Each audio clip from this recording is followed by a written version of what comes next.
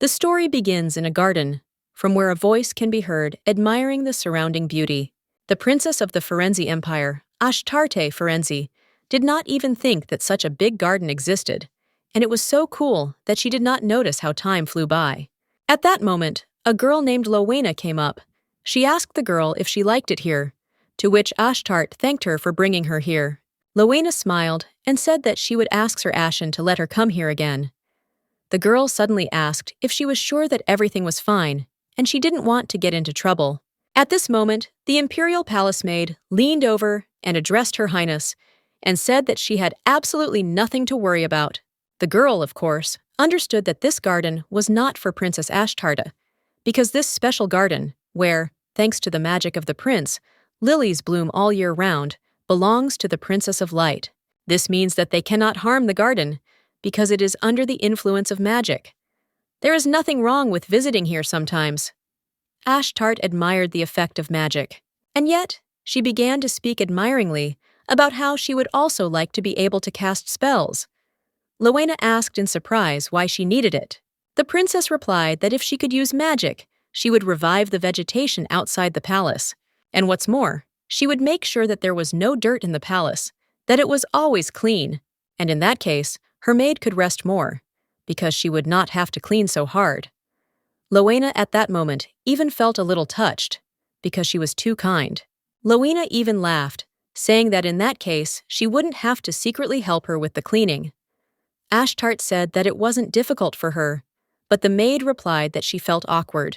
And yet Rowena really didn't understand why a princess who worries even about a humble maid could be the darkness that would bring misfortune. 158, Florence Empire. This is the time when the darkest moon is replaced by a red sun. During this period, new stars of light and darkness will be born in the empire. Light, like a miracle, will bring prosperity to the empire. Well, the darkness, of course, will in turn swallow up the light and lead the empire to destruction. One day, as the high priest had predicted, on the day of the dark moon, 2 princesses were born. One was an illegitimate child of a commoner girl, but because she had the silver hair characteristic of the imperial family, she was revered as a princess of light. But Princess Ashtart, with pure imperial blood, was born with black hair, which had never been seen before in the empire, and therefore she was called darkness or disaster. Unfortunately, soon after, it so happened that the empress died shortly after giving birth to Ashtart. This incident further convinced people that Princess Ashtart was the cursed child of the prophecy, and some even blamed her for the death of the empress, and yet few were sure that it was not Ashtart's fault. In any case, from the moment Rowena first saw the princess, she couldn't believe that this girl was considered darkness. This girl was too sweet. She was always helping her with cleaning, constantly thanking her for food, and was happy to do something good. Rowena held back her anger at the whole world, because she knew that this pathetic prophecy was ruining the life of a small and innocent girl who did not understand what was happening. Ashtarte was a little scared at this point, because she saw Rowena clenching her fists. She clenched them like that when the funding for the empress's palace was cut off. And yet, even through her anger and hurt, Rowena asked the princess if she wanted to eat. Ashtart, a little scared, replied that she was fine and wanted to walk a little more. Rowena, in turn, said that if she skipped meals, she would get sick. The girl immediately said that she rarely managed to leave the palace. With a heavy sigh, she decided to let her take a walk, and the best person to help with this would be Sir Ashen, the captain of the Imperial Guard unit. He had just asked her to bring food to the princess. Rowena asked in surprise why he would stay for a walk with the princess, to which he replied that he knew the garden better than her. Anyway, the girl resigned herself, asking him to look after the princess. Soon Ashen and the princess went for a walk, and Rowena went back. At that moment, as soon as the captain of the guard took the girl by the hand, he felt how rude they were. He knew that she was doing servant work at such a young age, and that her hands should not be like that. Anyway, the girl looked at him and asked if he often came here. The guy said he had only been there a few times, and he had studied the layout of the garden carefully to know where everything was. Ashtart smiled and said it was amazing. Soon the boys were walking and enjoying the view around them, when suddenly a voice was heard asking Ashen in surprise what he was doing there. The guy immediately realized whose voice it was, and as soon as he turned his head, he only became convinced of his thoughts. The crown prince of the Firenze Empire, Miragan Firenze, slammed the book shut as soon as he saw Ashtarte. Ashen said that the princess wanted to see the garden, so he was accompanying her. Ashtart suddenly began to curtsy, which she definitely did not need to do. However, this is a family member she has not been able to see for some time now. This is her half-brother, in whom her blood flows. One night, a girl found him unconscious and tried to help him. Once he came to, the girl asked if he was really her brother, to which Miragan told her not to call him that. The guy left telling her to address him as the crown prince like everyone else did, because only one person can call him brother, and that is his sister Riley. Our heroine held back her tears just thinking about this incident, but at the same time she wondered, wasn't she his sister? How was she worse than Amaryllis? Just at that moment, the girl put the tea on the table and said that she was very honored to hear that Ashtart liked this garden. Imperial Princess Amaryllis, also known as Riley, asked Ashtarte if she would like to have tea with them. Within moments, they were all sitting at the table. Riley was pouring tea and saying that she had heard about it from rumors, but she had always been interested in seeing it in real life. Our heroine asked in surprise what she was talking about, to which Amaryllis replied that she was talking about her jet-black hair. Ashtart sighed and said that it was the first time she saw her silver hair too. Hair reminiscent of white lilies, eyes like chrysolites. This is simply a model of grace and elegance. This is what everyone's favorite Amaryllis looks like. Just at that moment, Princess Riley suddenly said that all the people were telling her to stay away from her. Our heroine at that moment was thinking about how nice and beautiful she was, but what the princess said instantly knocked out all the thoughts that were in her head. Ashtart looked down in disappointment, realizing that this was why her family refused to see her, because she was darkness. At this point, Riley looked at Ashtart's hair and said that she had never seen a hair clip like that before. She asked if it was hers.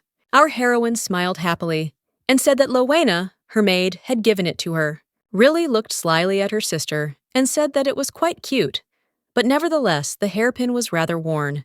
Princess Amaryllis held out her hand and said only one thing she wanted. She told him to give this hairpin to her. Our heroine was simply at a loss at this moment and didn't even know what to answer. Anyway, Riley stood up from her chair in confusion and slapped the table, asking what had happened.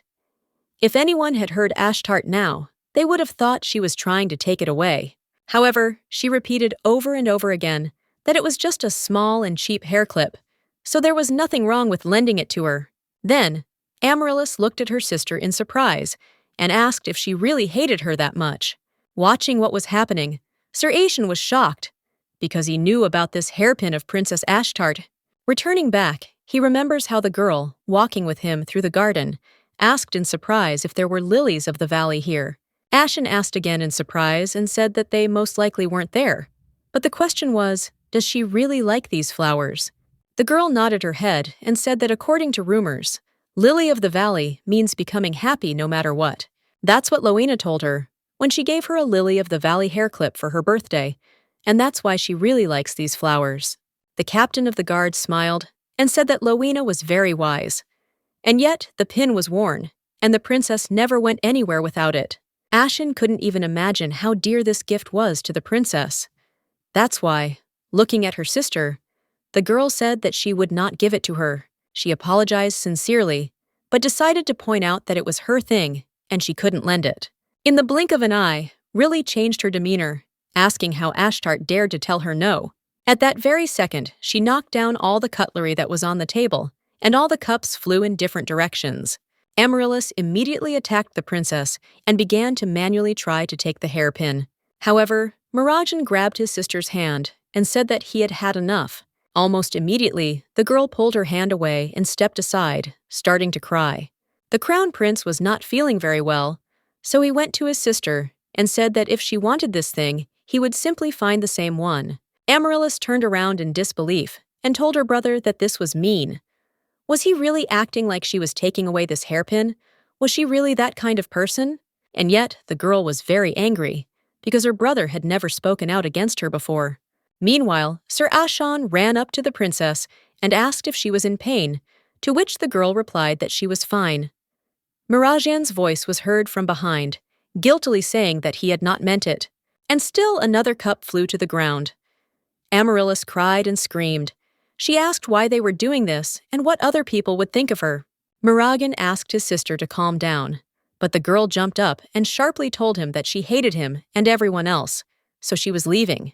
The crown prince sighed heavily and turned to Ashen and ordered him to follow the princess. The boy could not refuse, so he bowed and followed. Thus, two people remained at the table: Ashtart, and also the crown prince, who decided to enjoy the remains of the tea party. Our heroine at that moment understood that she needed to go back, and Muragan looked at her and asked, "Is this really a new dress?" He explained that it was different from the one she had on the last time they met. The girl was surprised, but said that it was new. And yet, did he really notice? The guy asked her if she liked it, to which the girl said that she liked it, and it was very beautiful. Muragan was happy, and it looked much better than the old and shabby dress. He didn't understand why it took her so long to buy a new dress. She was a princess. The maid probably didn't manage the finances well. However, at that very moment, he wanted to say that he was happy for her, and Ashtart added that Lowena had made this dress for her. The guy asked again, perplexed. A moment later, he was incredibly angry, asking if the maid had really made a dress for her. The princess. The girl was scared at that moment, because she knew what anger looked like. She asked her brother in a calm voice what happened. Only in response, she heard Muragan remind her not to call him brother. Moreover, he said that she should be more careful from now on, because today he stopped really, but he will not do it again. And yet our heroine did not understand this injustice and began to say that she was the same sister to him as Riley. She didn't understand why she couldn't receive love and attention, even just a little bit. Muragan suddenly said that if he had to choose between the two, he would choose Riley without hesitation. At that moment, the girl involuntarily began to cry, because she did not understand why he was so cruel to her. The guy slammed the table hard and asked the girl if she really wanted to make him feel guilty with her pitiful look. The crown prince was about to leave and finally asked her if she really wanted him to pretend to be good out of compassion for her. Soon he told her to stop doing this, as it was pointless, and began to move away from the garden. But our heroine was thinking about how she dreamed of a walk with her father and brother in the garden. Although Amaryllis could have walked like that every day, the girl wanted to be loved one day, but it was all just her pathetic dreams, because life is unfair. In any case, she pushed back her chair and began to rise, realizing that it was time for her to return home. Suddenly, the girl noticed a book right in front of her. Looking at it closer, she assumed that it was a book of magic.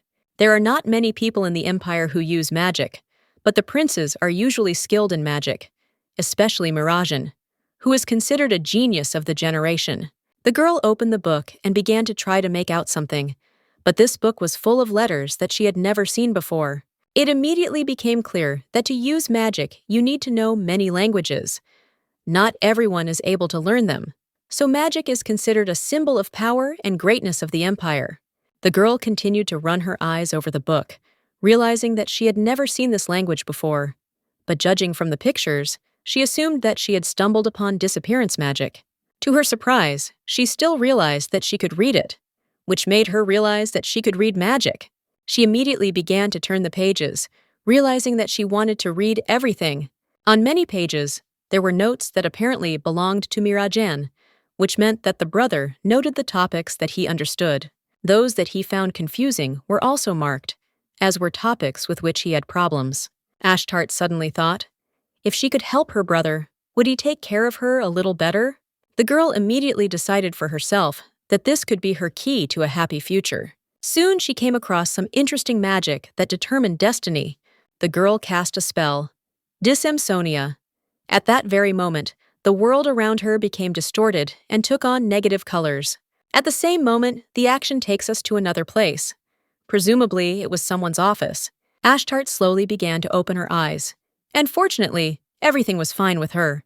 There was one problem less, but still the main question was now. Where was she, after all? This was an unfamiliar room for her.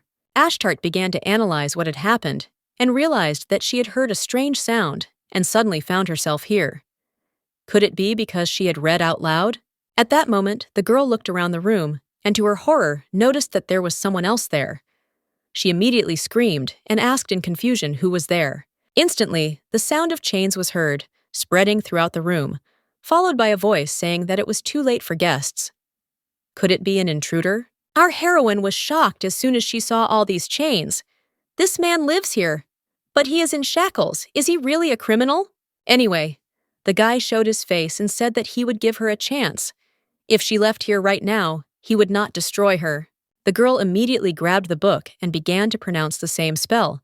But now, for some reason, it did not work.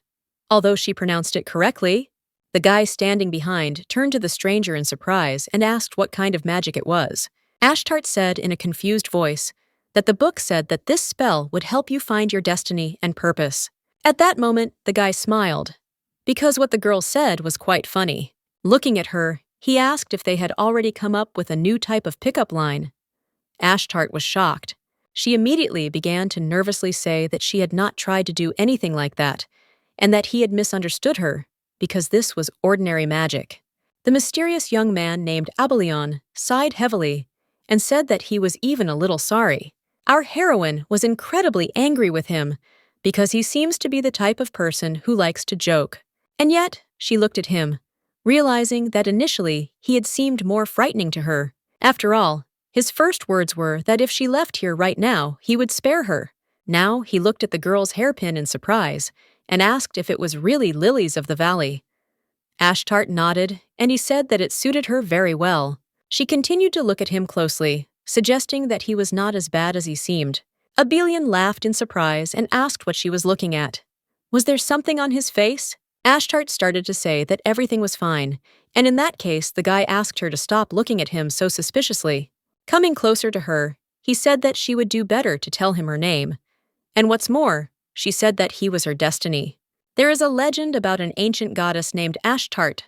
She is the goddess of war and love. At least that's what this guy, Ryan, a handsome and mysterious young man with purple eyes, told her. By the way, several days have passed since she arrived here. Ryan allowed our heroine to stay with him until she found a way to return home. The funny thing was that as soon as she saw the shackles on him, she thought he was a criminal. Luckily, she was wrong, because what kind of criminal would have so much delicious food? Ashtart was licking her lips at that moment, looking at the plate, and the guy was laughing and asking her not to take on her own, because it was all for her. She shouldn't worry and just eat. The girl smiled happily and thanked him for the sandwich. Ashtart decided that you shouldn't judge a book by its cover after all. At the same time, Abelion thought the same thing, because the girl looked like a noble lady, but something was wrong here.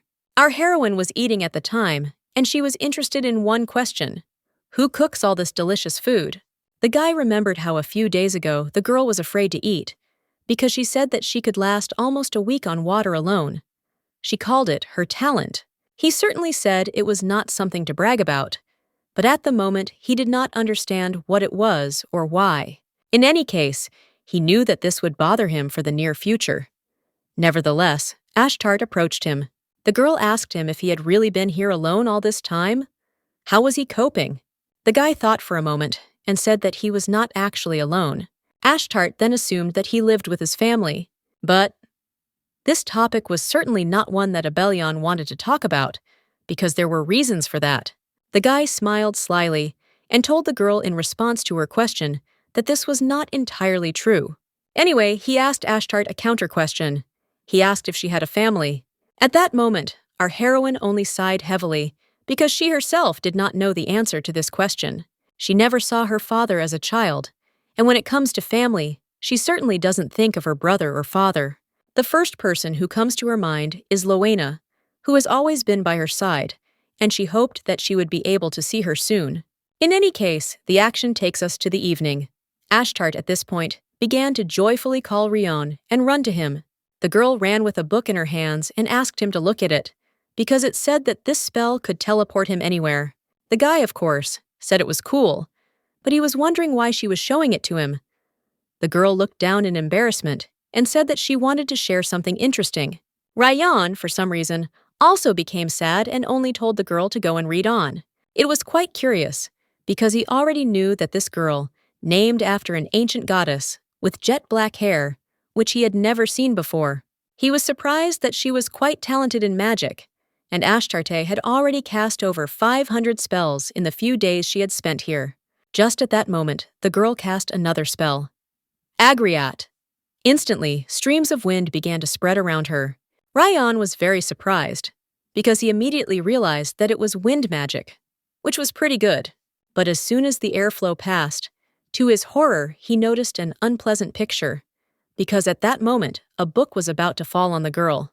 Abelian instantly ran up to the girl and covered her with himself, telling her that she needed to be careful. Soon the danger passed. The girl seemed not to be hurt, but the guy decided to make sure of it. Ashtart in turn said that it was not so important, and asked how he felt. At the same time, she shook him. Ryan said that he was fine, and asked to stop shaking him. The girl still asked for forgiveness, saying that she was sorry, because if she had been more careful, this would not have happened. At that very moment, Ryan mentally went back to the past, when he was sitting in the room blaming himself, saying that he should have been more careful. However, he turned to Ashtart and asked her not to apologize, because he understands that she did not do it on purpose. Looking at her, he asked why she apologized so much, when no one was even hurt. She constantly blamed herself for something, but she needed to be more respectful to herself. Ashtart suddenly wondered what this strange, familiar feeling was. She immediately realized that it was the same feeling when someone is worried about you. Quite nice.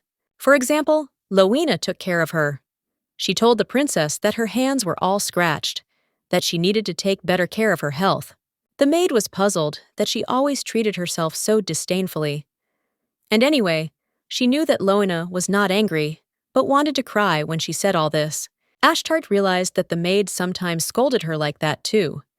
And yet the girl looked at Ryan and asked if he was really worried about her. The guy asked again in surprise, and our heroine replied that someone had told her the same thing that he was now saying. It's just that whenever she gets scolded, she feels like they're really worried about her. However, at that moment, the guy remained silent and soon began to get up and apologize.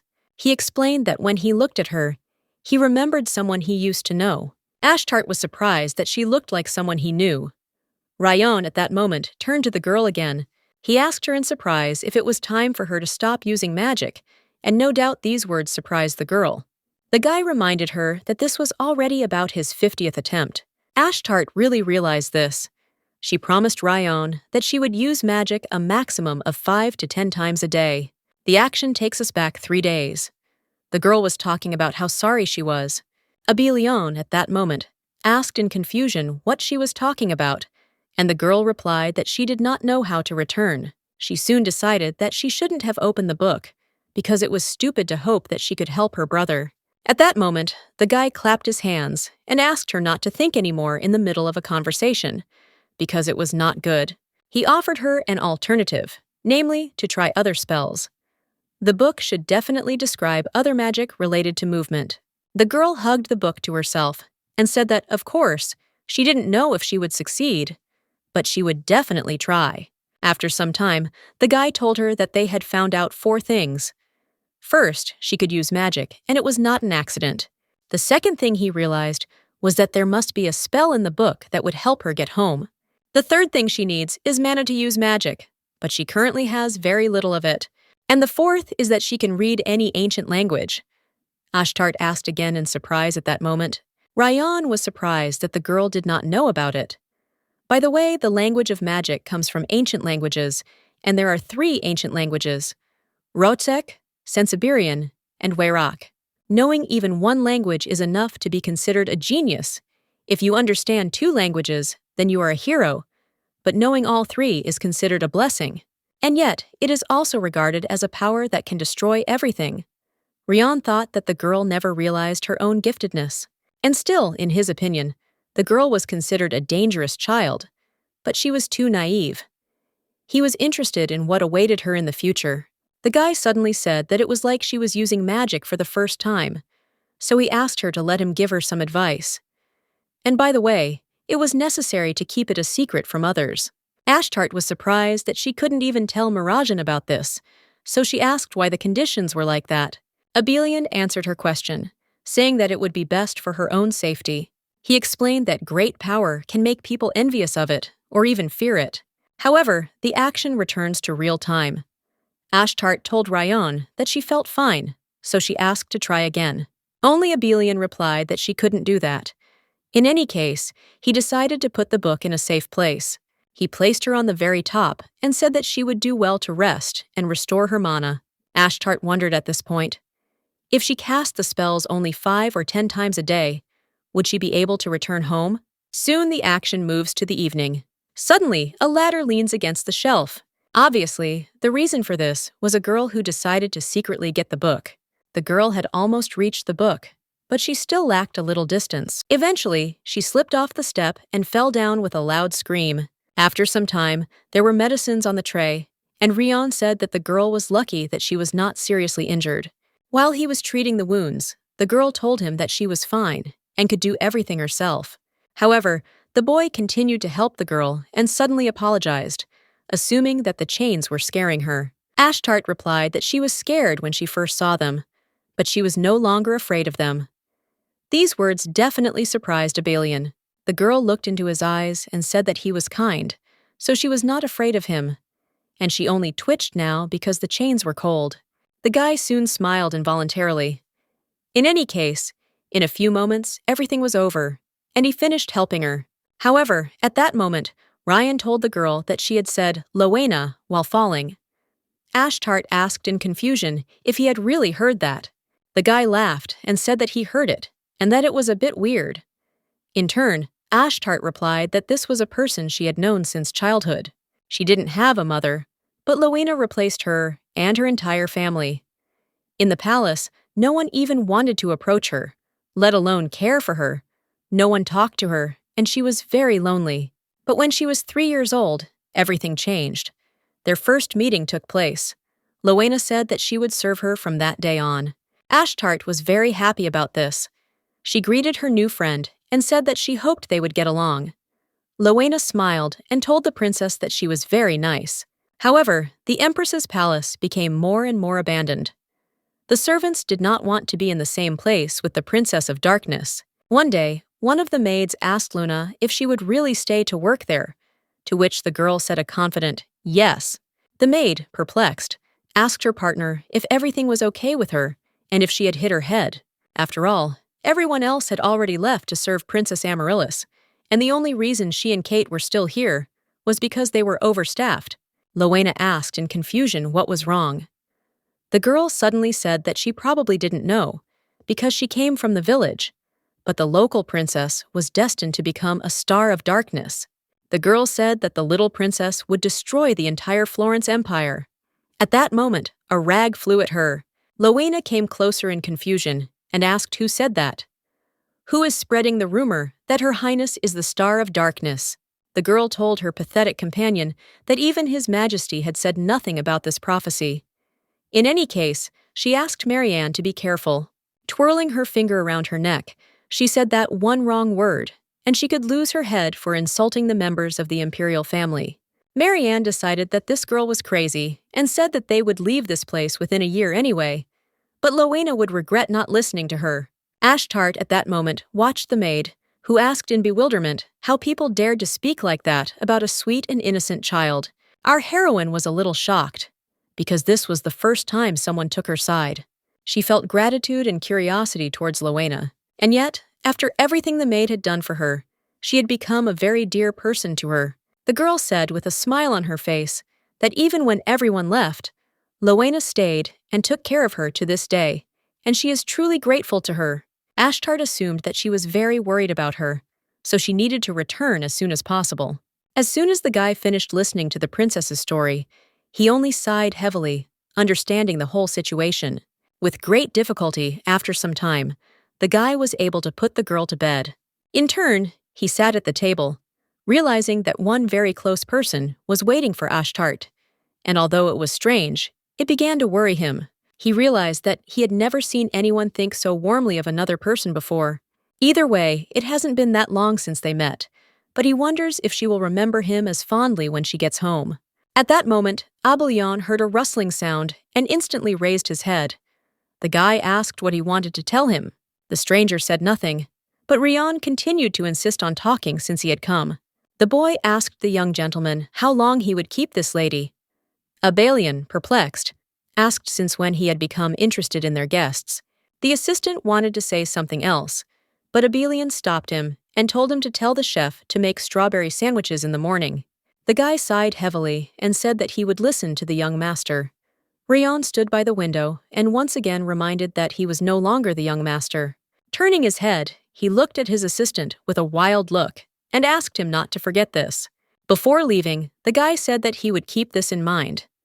In turn, Rayon was left alone, and he began to examine the lily-of-the-valley hairpin. The guy suddenly thought, assuming that she most likely did not understand that the person dear to her was. Suddenly, he stopped and decided that he wanted to take a walk in the garden. However, the action takes us to the day when Ashtart disappeared. To be precise, we are back in the Firenze Empire. At this time, a joyful Loena walked with delicious pastries, assuming that the princess was very hungry, and she hoped that the girl did not faint during the walk. Suddenly, Loena heard a familiar voice addressing His Highness. Turning her head, she saw Ashen, who was bewilderedly asking the princess to stop running away. The girl laughed, assuming that even Sir Ashen couldn't catch their restless princess. The boy continued to ask the princess to stop. However, soon the boy said something that almost made Loena's heart stop. The captain of the guard was addressing Princess Amaryllis. The girl was confused and said that she didn't want to see him or anyone else. Ashen still followed her and tried to stop her. At this moment, Loena, in incredible shock, asked herself only one question. Why was he with Princess Amaryllis and not with Princess Ashtart? Instantly, the basket of baked goods that the girl was making for the princess flew to the floor. The girl immediately ran after Sir Ashen and tried to stop him, but at that moment, the crown prince of Mirajan came out in front of her, so now the girl couldn't just leave. Loena immediately bowed down, and the prince asked her if she liked the dress he had given her. The girl said that it was an honor for her to receive it. Mirajan laughed at this point and asked about the honor. He asked the maid if she really thought so, because he was sure that she had sent dresses for Princess Ashtart too. Remembering the words of the girl who said that the dress was made by Loena, he asked the maid why she lied. Mirajan understood that the princess thought that it was the maid who had sewn her dress. What was the reason? Loena replied that he had not ordered her to hand over the dresses in his name. The girl spoke, but in her thoughts she tried to calm herself. She replied that for this reason she willfully allowed the princess to think that the dresses were from her. She realized that she was speaking to Mirajan Firenze, the second most powerful person after the emperor, and one of the few geniuses in the empire who could use magic. In any case, she knew that he simply had no reason to talk to her. A pathetic servant. And yet, she asked the prince if he wanted to know the reason why she said so. She often gets angry at the imperial family when she thinks about their treatment of Ashtarte. This resentment has been building up for so long that she couldn't stop now. The girl suddenly told His Highness that it was simply mean. She apologized for her words, but still did not understand the point of such kindness. They wanted to give the princess hope, and then, caring about their reputation, simply trample all her dreams. Loena was leading to the conclusion that he would simply cause her much more pain. Mirajan started laughing at the girl's audacity. In any case, he asked what she meant by that. At that moment, while Sir Ashen was running after Princess Amaryllis, he noticed Loena and the crown prince. At that moment, the prince asked the maid in surprise if she really wanted to die that much, because she should think before she said anything. But Loena at that moment understood that even if she had to pay for her actions, she would still try to protect the princess from such two-faced people. Ashtart tried not to call the prince brother because he didn't like it, but she still couldn't help herself a few days ago. She followed the prince through a huge crowd of people around. Suddenly, Mirajan stopped. The boy turned his head in confusion towards the girl and asked what she had just called him. Still, she approached Mirajan and said she wanted to ask him for something. She wanted him to buy a beautiful dress for Loena. Mirajan, perplexed, asked why she was asking for a dress for the maid and not for herself. The girl replied that she loved her very much, so she wanted to give her something nice. Still, the problem was that she had nothing, so she decided to take such a bold step. The guy, of course, was perplexed, but with a heavy sigh, he said that he would help her. He told the girl that she could consider this gratitude for saving him. The girl was happier than anyone in the world at that moment. She thanked her brother. At this point, even Lowena couldn't hold back her tears, because for a moment she had hope. She saw the princess experiencing the warmth of a family for the first time in 10 years. But at that moment, the prince's face changed, and he told Ashtart that this was his last warning. He looked at her with disdain and told her not to call him brother unless she wanted to die. He asked her to address him as the crown prince. In front of everyone, he said that really was the only one who could call him brother. Lowena's face instantly changed, and she realized that she had only imagined that the prince had changed. No one in the imperial family would ever show concern for Ashtart, and frankly, she despised them all. In her head, she was constantly indignant, asking what bad thing Princess Ashtart had done to them. Lowena only asked the prince to treat the princess as before, that is, completely ignoring her existence and lacking interest in her life.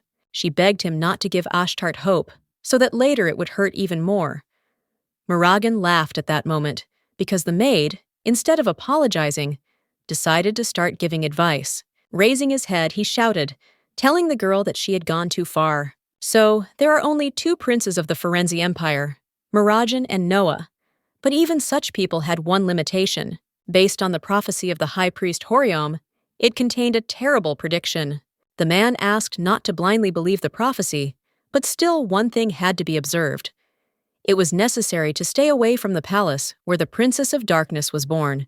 Therefore, even though the baby's mother, the Empress, died immediately after giving birth, no one visited the princess for the next 10 years. After all, the Star of Darkness will swallow the light and lead the empire to destruction.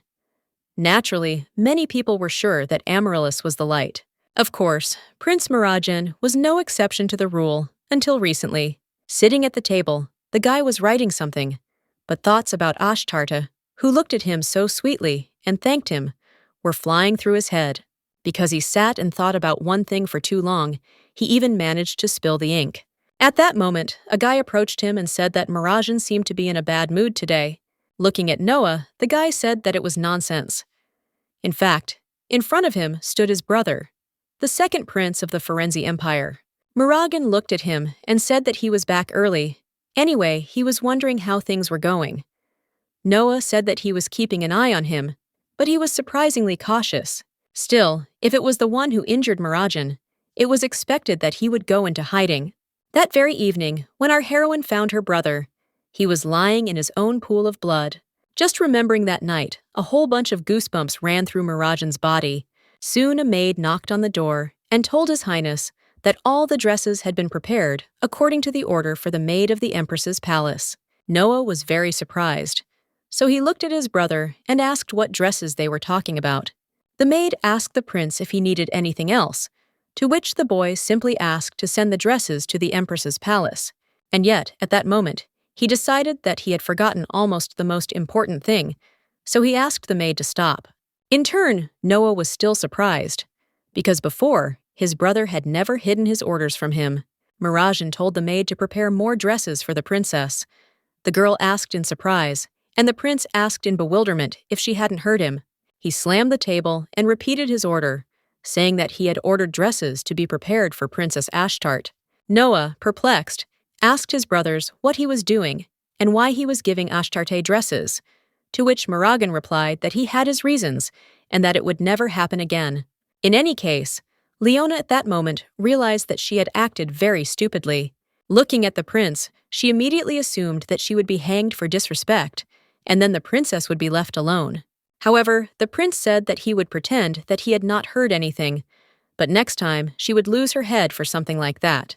The maid began to raise her head in bewilderment, not understanding why he held back. The guy suddenly asked her if she knew why he didn't punish her, despite all the impudent words he said to her. Lowena looked at him and said that she didn't know. As he started walking towards her, he said that Ashtart was wearing shabby clothes, but she asked her to buy a dress for Lowena. As he passed by, he said that Lowena was very dear to Princess Ashtart. She may see this as an act of mercy for a member of the imperial family, but he nevertheless told her to know her place in the future. After some time, the prince left, and Ashen began to approach the girl, telling her that she was too reckless. The guy exhaled heavily, saying that it was simply a miracle that she was able to stay alive after everything she said. Still, If she was truly worried about the princess, it would be better not to do this again. Only at that very moment, the girl turned on the captain of the guard and asked why he abandoned Princess Ashtart. The boy replied that he had accompanied the princess, as they had agreed, but afterward the prince ordered him to follow Princess Amaryllis. He also added that if she doesn't believe, then they can go to the gazebo together. At this time, the action takes us to our heroine and Abelian, who went out for a walk. The first thing the girl noticed in the garden were the wonderful lilies of the valley. Ashtart admired their beauty, and still, looking at the gazebo near which the boys were, the girl noticed that it looked familiar, and this garden full of white flowers also seemed familiar. She immediately thought that it reminded her of the lily garden in the palace, and of course, Amaryllis. But to her horror, our heroine began to feel her head in bewilderment, trying to find the hairpin, but it was not there. She started to wonder where the hairpin had gone. She always wore it. It was a gift from Lona. Where could it have gone? At that moment, the guy looked at the confused girl and guessed what she was thinking about. In any case, he touched her shoulder and decided to distract her from the thoughts that were in her head. He suggested going to the gazebo because he had brought sandwiches that she liked. Ashtart asked in confusion if he was talking about strawberry sandwiches. After some time, our heroine ate and asked Rion why he was so kind to her. She admitted that she was not used to being treated like that and did not even know what to say. Looking at the girl, he asked if he had already spoken about this. She reminded him of someone. Well, the reason why he is nice to you is personal, but you can still consider it to be just kindness. As for what to say, he decided to help the girl. He explained that in such situations, people usually say thank you. Ashtart looked at him in surprise and said thank you. She thought that Ryan was a wonderful person indeed. And yet, looking at those chains, she didn't understand why he was in shackles. She wanted him to be comfortable. As she began to stretch, she even thought about taking them off. Anyway, she asked Ryan if he was comfortable in them. At first, she thought he was a criminal, but he can leave the house without any problems. And besides, he had a lot of delicious food, so she asked if he minded if she took them off. After all, Ryan wears shackles despite the fact that he has not committed any crime, which is quite strange in her opinion. The guy smiled at that moment and asked if she would really do this for him. The girl smiled happily and said that she would help, because she was sure that there was a spell that could help her with this. She immediately stood up, thinking to find it. However, at that moment, to our heroine's surprise, the guy grabbed her hand and stopped her. Looking at Ashtart, he asked her if she really thought he would fall for this trick. At that very moment, an awkward pause hung in the air and did not dissipate. The girl suddenly started talking about how she really wanted to help him. However, the guy started laughing and saying that she was 100% trying to get her magic book back. Ashtart was shocked that her plan was revealed so quickly and abruptly, even if she wanted to help. In her subconscious, she assumed that this way she could get her book. Only Abelian insisted to the princess that she still needed rest. He explained to her that when using magic, a person must give something of equal value in return, and ignoring proper rest would only harm her body. That's why it didn't matter to him what she said, because he wasn't going to return the book anyway. Ashtart took her hand away and told the guy that he was just a fool. She really was worried about him. Still, the guy said he appreciated that she wanted to help him, but he wasn't going to remove the shackles just yet. He explained that if he didn't wear them, some people would become scared and very anxious. Hearing these words, our heroine began to worry even more. Because who would worry? She assumed that it was about Ryan's family. But why be afraid of such a kind person like him? At that moment, our heroine asked him if he really wanted to live his whole life like this. Abelian at that moment looked into the distance and said that he didn't even know. Maybe he could. The guy wanted to say something else, but at that moment, Ashtart screamed as if in despair and began to say that he couldn't live like this. How could he like it? Living alone and locked up, no one wants to spend their whole life and die in lonely confinement. She experienced something similar herself, and she knows this feeling. And it wasn't all that simple. Our heroine felt this on herself, both from this life and from a past life. In her past life, she didn't even have a name, and so she couldn't introduce herself. Back then, she wasn't a princess like she is now. She was a slave who was constantly being resold. By the way, the Viscount to whom she was sold had children who liked her very much. But the problem was that for them, She was just an unusual toy. They liked to make fun of her, to mock her, and the more she suffered, the happier they were. She was already starting to get used to it, but one day the boys were deciding what to do with her, but they realized that their toy had been too sluggish lately. The girl suddenly suggested that they needed to do something worse. And yes, they took such a terrible step that the girl didn't even want to remember. And yet she didn't know that they could go so far. The worst thing was that she was all alone, and she just writhed in pain for a long time, trying to find at least some help. She asked for at least someone to save her, but no matter how much she called for help, no one came to her aid, and there was no one to save her. In the end, she went to another world, being completely alone, and the only miracle was that before her death, she tearfully made a wish. In the next life, she wanted to be born into a family that would love her. She wanted to dedicate her life to protecting and caring for them. And so, she is Ashtarte Ferenzi, a human with memories of a past life. And of course, from the moment she was born, the girl wanted only one thing. She wanted to meet a loving family. But, unfortunately, the girl's story is known to everyone in this world, which means she could only watch her family from the shadows. She could only recall over and over again the conversation with her brother when she asked if she was a sister to them. Ashtart remembered for the rest of her life the look of her brother, the crown prince, who told her to stop looking at him and calling him brother. Remembering all the terrible things that happened to her in her past life and what was happening in this one, the girl felt incredibly painful in her soul. And yet, at that moment, the girl came to her senses because someone was diligently trying to pull her out of their memories. Of course it was Abelian, who was scared for the girl and asked if she was okay. Ashtart said, a little embarrassed, that everything was fine and that she was just too withdrawn. The guy sighed heavily because he felt that deep down the girl was in pain, but he didn't know why. In any case, he said that he would try to do as she says.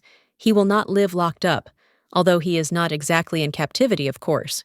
Our heroine was very glad that he listened to her and decided to draw some conclusions. Suddenly, Abelion turned his head and asked the girl if she liked lilies of the valley.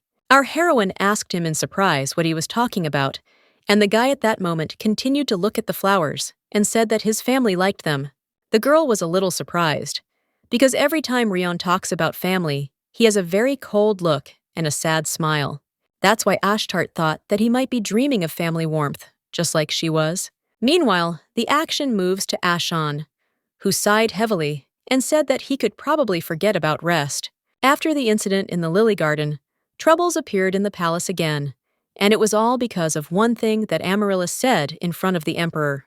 At the table, the girl said that she met her sister Ashtarte, and she shared that she asked Ashtarte to borrow her hairpin, but she refused. Of course, she didn't say that her sister was a bad child, since most likely there was a misunderstanding.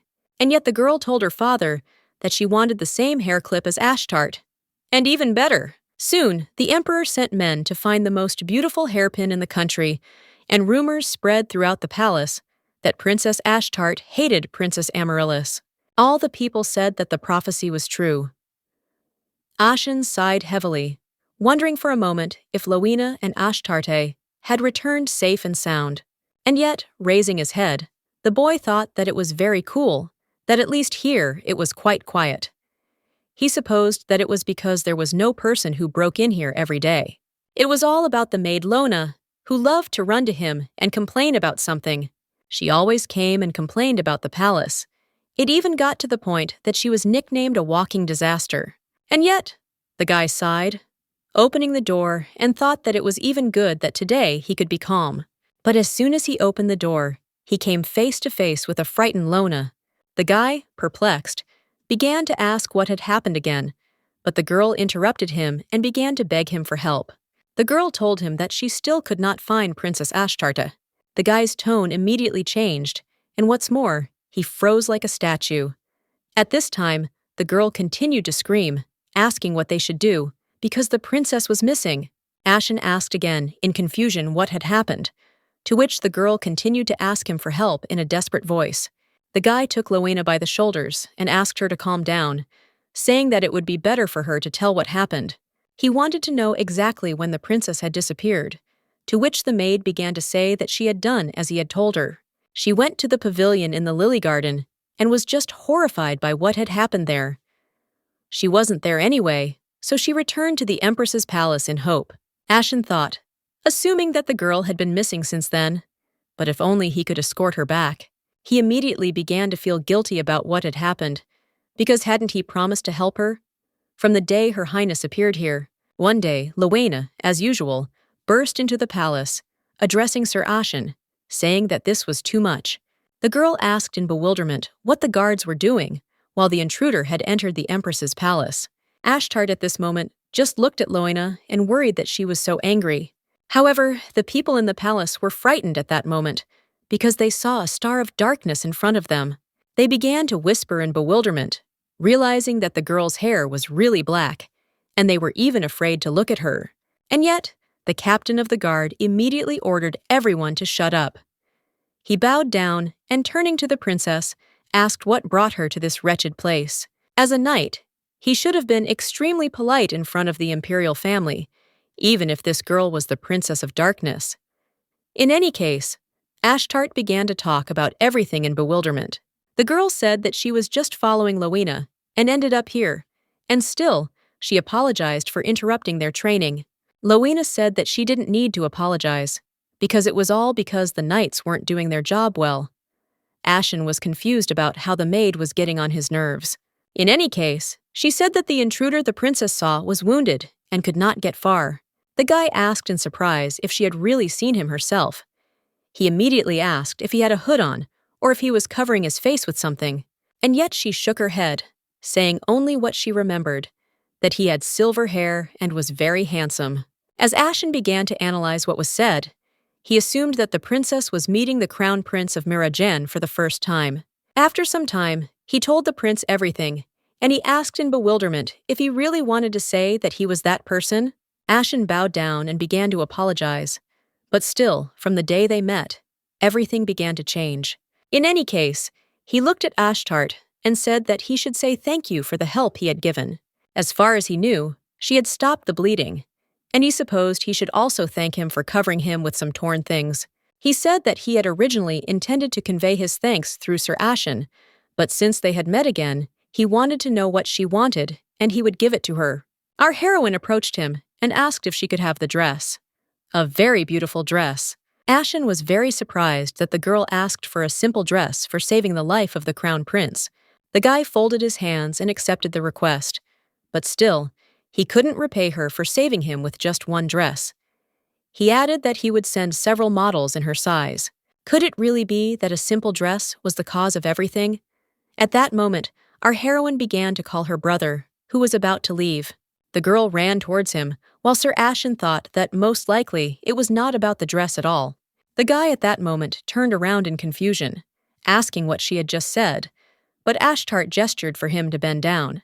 All the people around started whispering, and the knights were completely shocked by what had happened. Ashen didn't know what exactly she whispered to the prince, but he could feel it.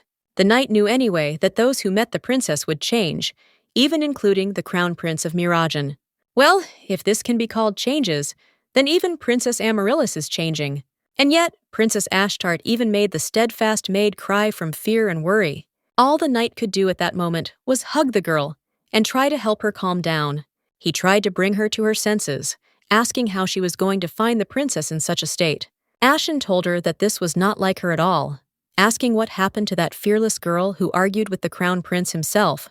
However, at this point, the girl was still able to tell him something, and all she said was that she couldn't breathe. The guy immediately apologized and stepped aside, which allowed the girl to finally catch her breath. After a while, Ashen asked the maid if she had calmed down a little. The guy told her that she had to go right now, and that she needed to prepare everything for the princess's return. Rowena, in tears, raised her head and thanked Sir Ashen for his support. The girl said that in that case she would go and make sweet milk, after which she would wait for her, since the princess loved him very much. In turn, the knight began to walk forward, saying that it was time for him to go, and the girl followed suit by saying that she was counting on him. The action moves to the evening, when the sun was setting and the moon was about to rise over the palace. At this time, the maids were standing in the corridor and whispering about something. They were talking about good craftsmen. They were discussing Princess Amaryllis's hairpin. They wondered what design would be best, and the material had to be of the highest quality. They even had a list of the best workshops, and she heard that all the famous people were there.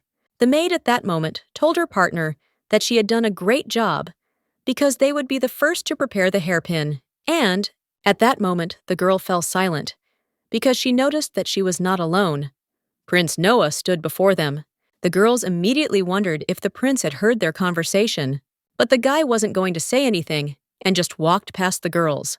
Looking at his back, they sighed heavily, saying that he had only scared them a lot. One of the maids looked at her friend in surprise and asked if he was worried about the rumors. Her friend looked at her in surprise and asked what rumors she was talking about. The girl said that she heard that Princess Amaryllis had recently met Princess Ashtart and that she had mercilessly brought her to tears. In horror, the maid asked what had happened, and her friend said that the Princess of Darkness had cruelly and brazenly accused the Princess of Light, and their poor princess had run away in tears. But what's most surprising is that, according to others, Princess Ashtart did all this because of a hairpin. Noah heard all these words. The guy was surprised by what all the people were talking about, because it all just didn't fit in his head.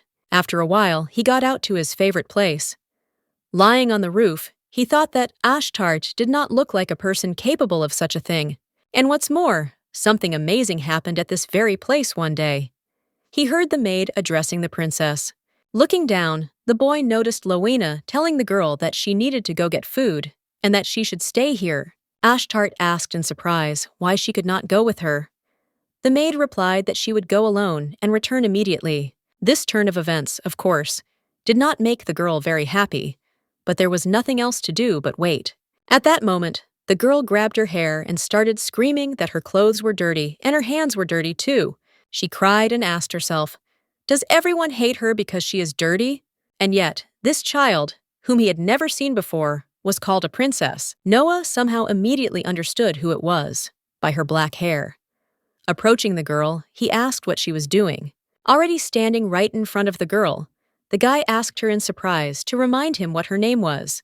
Ashtart introduced herself and said that she was sitting in her place and waiting for her maid.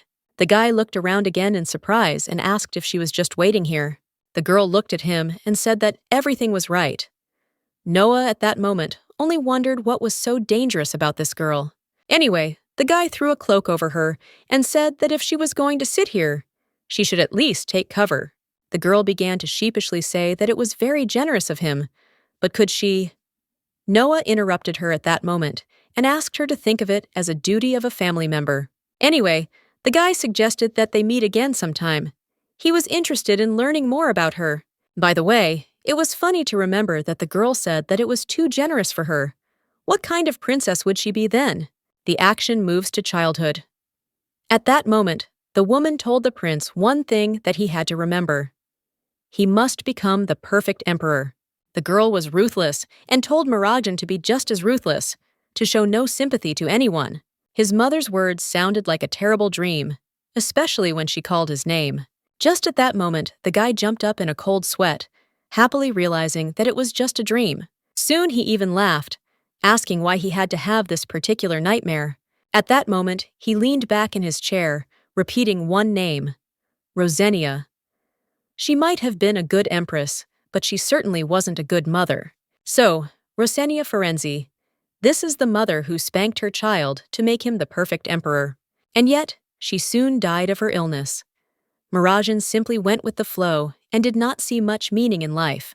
At first, he had no interest in the birth of the two princesses, but at the insistence of the high priest of Horiom, he came to see the Princess of Light. The guy, who was initially not in any mood, immediately froze as soon as he saw her in front of him.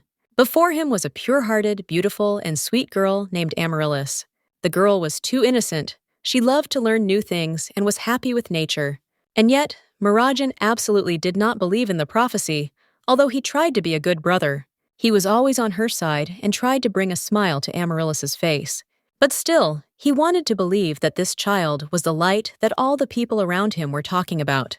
He thought so until he met a girl who was happy with everything that surrounded her, even despite the terrible conditions. Mirajan remembered how the Princess of Darkness called him brother, and it caused a very strange feeling in him.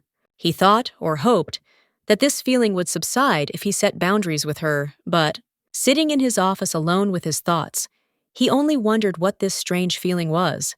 Anyway, there was a knock at the door, so immediately the prince ordered the guest to come in.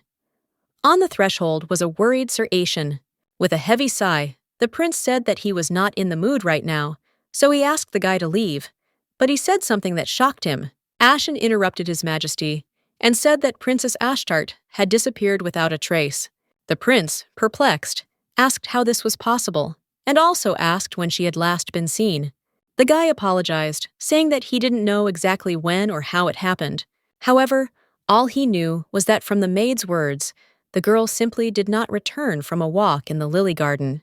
At that moment, the prince felt even worse than he had before, because that tearing feeling appeared again. Holding his heart, he thought that he just felt like he hated this child. Then why did his soul feel so bad? In any case, the prince asked the captain of the guard if he understood correctly that the girl disappeared immediately after this incident. Ashen asked for clarification, to which Maragan asked if she had disappeared after drinking tea with Amaryllis. The guy sighed heavily and said that, unfortunately, this was indeed the case. Marajan was of course worried, but he told the captain of the guard that it would be easier to find someone who had disappeared recently. He also added that they could use magic to track her location. Only when he opened the drawer, where the book with magic spells usually lay, did the prince realize that the book was not there. The prince was undoubtedly surprised by this incident, but raising his head, he asked Ashen if he had accidentally taken his book of magic. The boy asked in confusion what he was talking about, to which Marajan sighed, realizing that he hadn't taken her. In that case, he told the captain that he could go. Ashen was about to leave the prince's office, but at that moment Mirajan turned to him. Looking at him, the crown prince said that it would be better not to tell anyone about this, so as not to cause panic. In any case, he asked to find the princess, and he can search the entire empire. But he must find her. The guy just nodded his head. As soon as the captain of the guard left the office, the prince asked in bewilderment what was happening to him. Not only had he lost the book, but in such a situation. While the guy was wondering where he could have put it, our heroine was actively researching spells. For example, now she came across holy magic. Its effect is amazing, because this magic can transfer to the person who misses it. At that moment, Ryan seemed to sneak up on her and asked the girl if she was actively studying again. The girl said that she didn't want to be a burden to him anymore, but the guy said that he didn't think that way about her. Ashtart replied that he said that because he was kind. The guy laughed and said that she was the only one who thought so. Ashtart added in surprise that he gave her clothes, fed her well, and took her to beautiful places. Ryan sighed heavily and suggested that if he was so kind, then it was time to return the hairpin to her.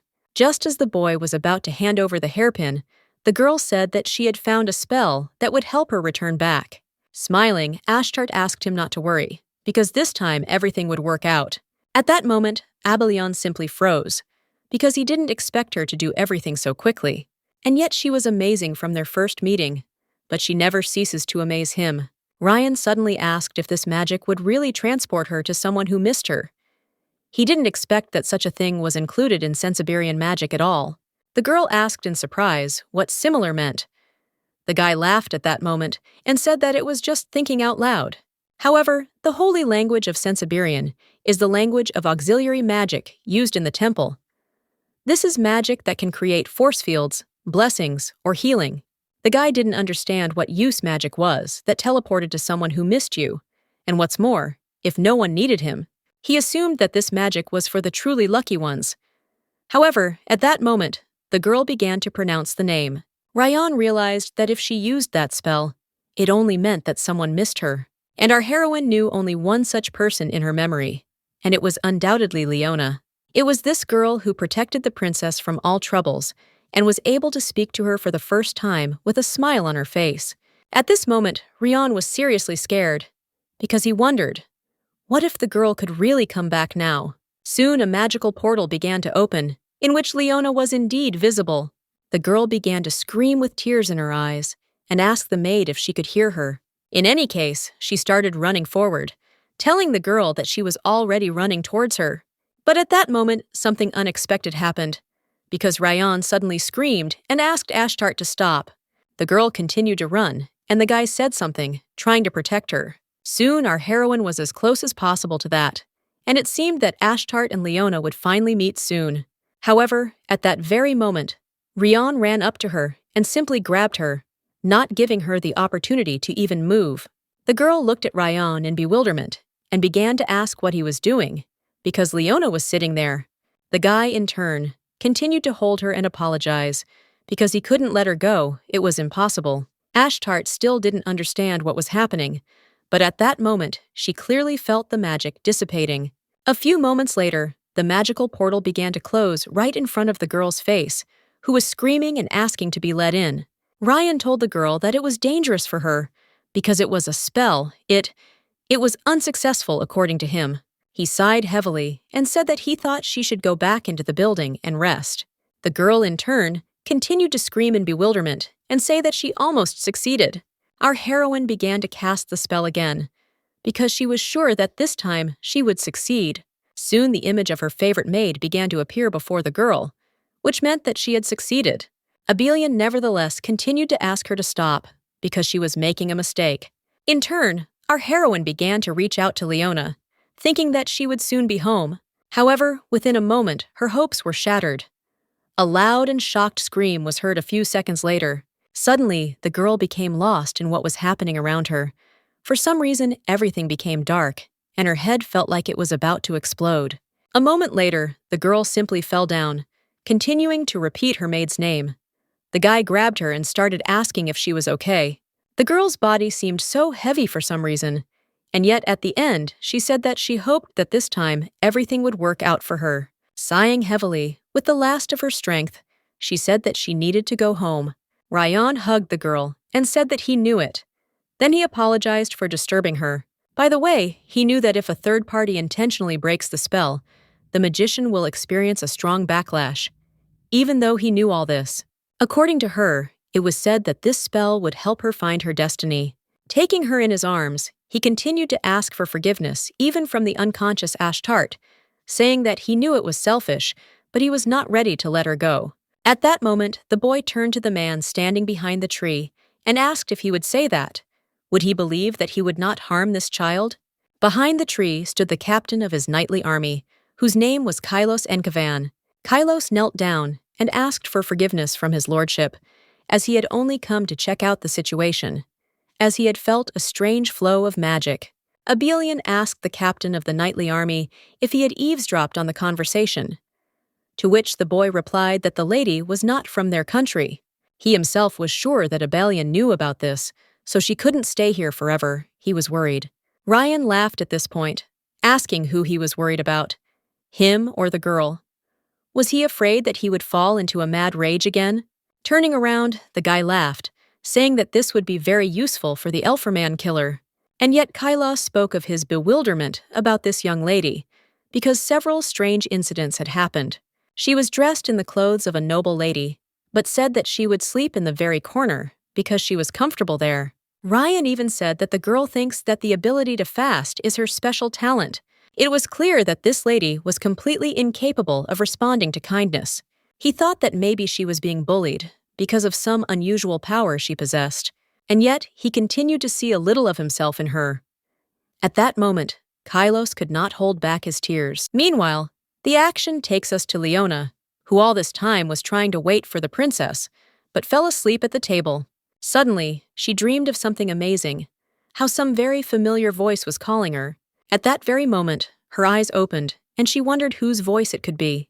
Leona immediately jumped up from the table and began calling for Her Highness, hoping that she was nearby. However, all that surrounded her were empty walls that morally oppressed Leona. With a heavy sigh, the girl realized that it was just a dream, which was not reality. And yet, looking out the window, she realized that she had fallen asleep, although she did not want to do so. In any case, it was late, and she hoped that Sir Ashen had some news. Looking at the cup of milk that the girl held with her trembling hands, she smoothly moved into her memories.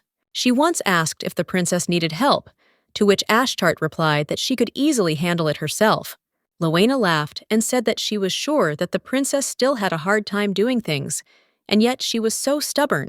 In any case, she stroked the girl's head, saying that she was very proud of her. Tears involuntarily flowed into the same cup, one after another.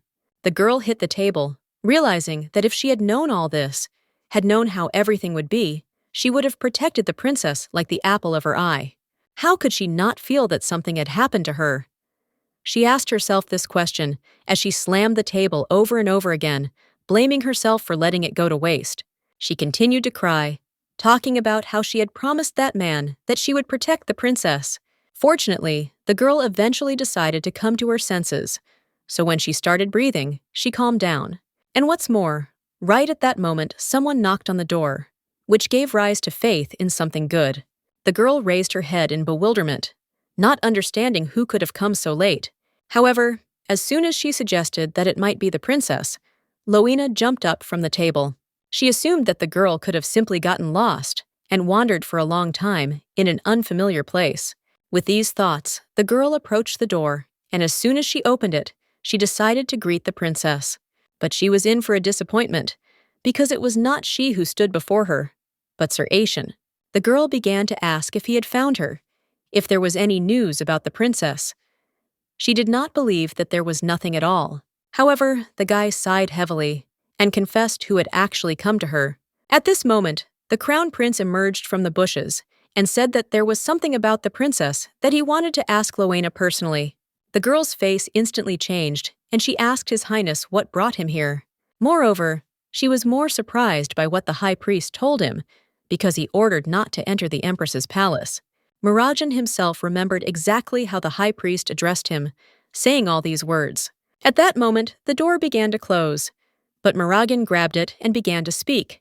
The guy said that if he had already been here once, then he could come here a second time. And of course, we knew that he was already here, but he was not here of his own free will. And yet, as soon as he visited this place, everything in his life began to go wrong. The action is postponed for some time. Mirajan was sitting in his office and asked the high priest in surprise why he came. The man asked in surprise, did he really have a reason to visit him, after all? His Highness is the little son of the empire. Mirajan immediately said that if he wanted something, he had better hurry up and say it right away. The man laughed and assumed that the prince was in a bad mood. The man wished for the prince to receive divine inspiration today. Having explained, he specified that the dangerous man should approach Princess Amaryllis. The high priest hoped that the prince would protect the Princess of Light. Mirajan only sighed heavily. He found it amusing to hear something about divine inspiration, and the influence of the high priest had grown significantly since the time of the prophecy, so his predictions were completely believed. Mirajan repeated the man's words and asked if he really wanted him to take on such an important role as protecting the Princess of Light. The high priest laughed and asked if he knew of any other magicians who were more talented than him, and yet Mirajan was absolutely sure that, if we were talking about strong magicians, then there was another one, someone with potential far beyond his own magical powers. If the high priest had spoken to Noah, then he would without a doubt do everything possible to protect the Princess of Light, their beautiful and sweet little sister. Also before leaving, the priest said that Princess Amaryllis asked him to personally deliver a message. She would like to have tea with her brother. He didn't know what was going on in the high priest's head, but really was like family to him. He wouldn't put her in danger, so he'd have to indulge him. And yet, standing in front of the palace, the prince felt something unfamiliar, and therefore he had a bad feeling. Meanwhile, something terrible was really happening in the palace, because some invader was pointing a dagger at the princess's head. Prince Mirajan instantly ran to his sister and began to protect her, covering her with his body. However, the killer did not expect, or rather did not want, anyone to interfere with his plan. And still, laughing, he asked who it was that had come to their party. He laughed after a few moments, telling the guy that he was most likely the crown prince of Mirajan. The prince was shocked at this point that the killer knew him, and the maids surrounded the lady and asked if she was okay. The boy continued to laugh, asking His Highness not to be too surprised. After all, he just came to check something. And yet, this guy really irritated Mirajan. He didn't like the energy that emanated from this man. Perhaps he should get rid of him right away. The guy started talking about how everyone in this empire knows that the crown prince is a great magician. And what's more, everyone says that he is especially skilled. Since he is so talented and has Rachik attack magic, he would like to show off the spell he learned. The killer also added that he learned this spell specifically for their little son of the empire. Mirajan was very angry at this moment because he knew that he couldn't use magic recklessly. If he made one false move, Riley and her maids would suffer. And yet he knew that this stranger was incredibly dangerous. In any case, the boy raised his blade and assumed that the boy was too confident to come here alone. The prince asked not to disappoint him. Anyway, he added that otherwise the stranger would die. The guy started screaming and laughing, saying that it would be the greatest honor. At that very moment, the boy recited the spell, and soon after, Mirajan was horrified because he knew what it did. Instantly, everything around began to break, crack, and shards from the windows flew towards the princess. However, as soon as the girls opened their eyes, they realized that it was all protective magic. The guy laughed, saying that his techniques were too obvious, and he was able to defend himself from everything. However, he still didn't notice one fragment, because it went straight into his stomach. Amaryllis began to scream in horror, telling her brother that he was hurt. She wanted to break free and do something. Only the prince immediately ordered his sister to stay in the protective barrier. The girl continued to shout something, but Mirajan no longer heard or saw anything. Afterwards, he tried to catch the intruder, but in that state he could do nothing. He lost consciousness when he used up his powers and woke up not realizing how much time had passed. The guy sighed heavily, trying to look around, but he understood that he had most likely missed the killer. Soon his eyes began to close again, and all he could think about was hoping that Riley was okay. However, something happened that he certainly could not have expected. After a while, his eyes began to open again. The prince knew that he had to go back, but at that moment, he began to hear someone's screams. Some voice was calling Lowena, saying that something had happened to this stranger. Opening his eyes, he saw a silhouette that made him wonder. Was that meeting a mistake, or was it fate? Our heroine sat over her brother and asked with confusion how he was feeling. But what happened in that room before the prince lost consciousness? First of all, the boy realized that he had let his guard down. And yet, at that moment, the stranger began to cough, which begged the question, what was wrong with him? In any case, the guy was saying that he thought this spell was perfect. However, he decided that the spell was not complete, and at that moment, the prince immediately understood everything. A mage can experience side effects from a spell in two cases. The first is that the spell was interrupted, and the second is that the spell was mistranslated. The prince was shocked that this guy decided to use magic despite the great risk. In any case, the guy turned to the prince and said that he could not come to terms with such a failure. But one way or another, he said that he would have to finish for today. The stranger headed towards the balcony. Mirajan was shocked that this guy decided to let him go. At that moment, the prince used his last strength to cast an attack spell. The guy staggered at that moment, because in the blink of an eye, his hand was enveloped by a snake that was about to bite him. However, despite the spell, the stranger managed to use something that allowed him to evaporate. The prince was incredibly angry about this, and Amaryllis turned to her brother in surprise. The guy smiled and apologized, saying that he was very sorry, but it looked like their tea party would have to be postponed. After some time, he moved through his pain, realizing that he had never seen this spell. It was an ancient language that he had never heard before, and he immediately decided to exclude Rachik, because he knew it perfectly. The prince also knew a little about Sensiberian, which meant there was only one language left. That was Wayrak. Mirajan was clearly convinced that he needed to deal with this guy immediately. If he manages to master this spell, he might no longer be able to protect Riley. And yet, after a few moments, the prince opened his eyes, not understanding where he was. The guy was surprised and wondered. Had he really lost consciousness? At that moment, he noticed a girl next to him who seemed to be the same age as Riley, and what's more, a child with black hair. He immediately realized that this was Princess Ashtart. The guy was perplexed by the fact that the princess had such a shabby dress. Then he looked back and noticed a whole pile of cloth that was bloody, meaning that the girl had treated his wound. After looking around some more, the guy laughed, because he realized what kind of place this was. and it was strange that of all the places he could have ended up, he ended up in the Empress's palace. At that very moment, he began to reach out to the girl, realizing that she was the very darkness that everyone was telling him to avoid. And yet, at that moment, it was as if the spirit of his mother appeared behind him, reminding him that he should not feel pity, he should be cold. He didn't understand why he was thinking about it. It wasn't like him. But anyway, he wouldn't see this child again, so he would just pretend it never happened. Muragan was only sure that they both should live as before. Somehow he thought that once he left, that would be the end. But he went to look for Sir Ashen, and they met again. Muragan talked about how she needed to repay him for the help he received. Lowena asked the prince in bewilderment if he had really come here just to say this. But the prince replied that that was not all. The guy said that she herself told him to leave the princess alone, which is what he had been doing until now, and if he could have it his way, he would have done it. And yet he was interested in something else. The guy began to examine the abandoned palace of the Empress. He cried out in bewilderment and asked what these ruins were and how the princess could live here. Looking at the ash-tart maid, he said that he had to see everything for himself, so he asked to be taken to the princess's room. Soon they started to climb to the second floor, but Ashen almost fell on one of the steps. The guy asked in confusion if it was dangerous. However, the maid replied that they simply did not have the funds to fix it.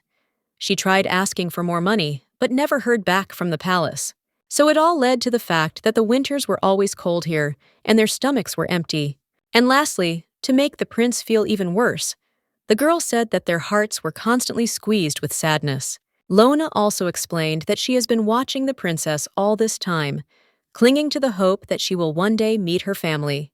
And yet she turned around, saying that the princess was completely incapable of being offended by people, and she was afraid that someone might cause her too much pain.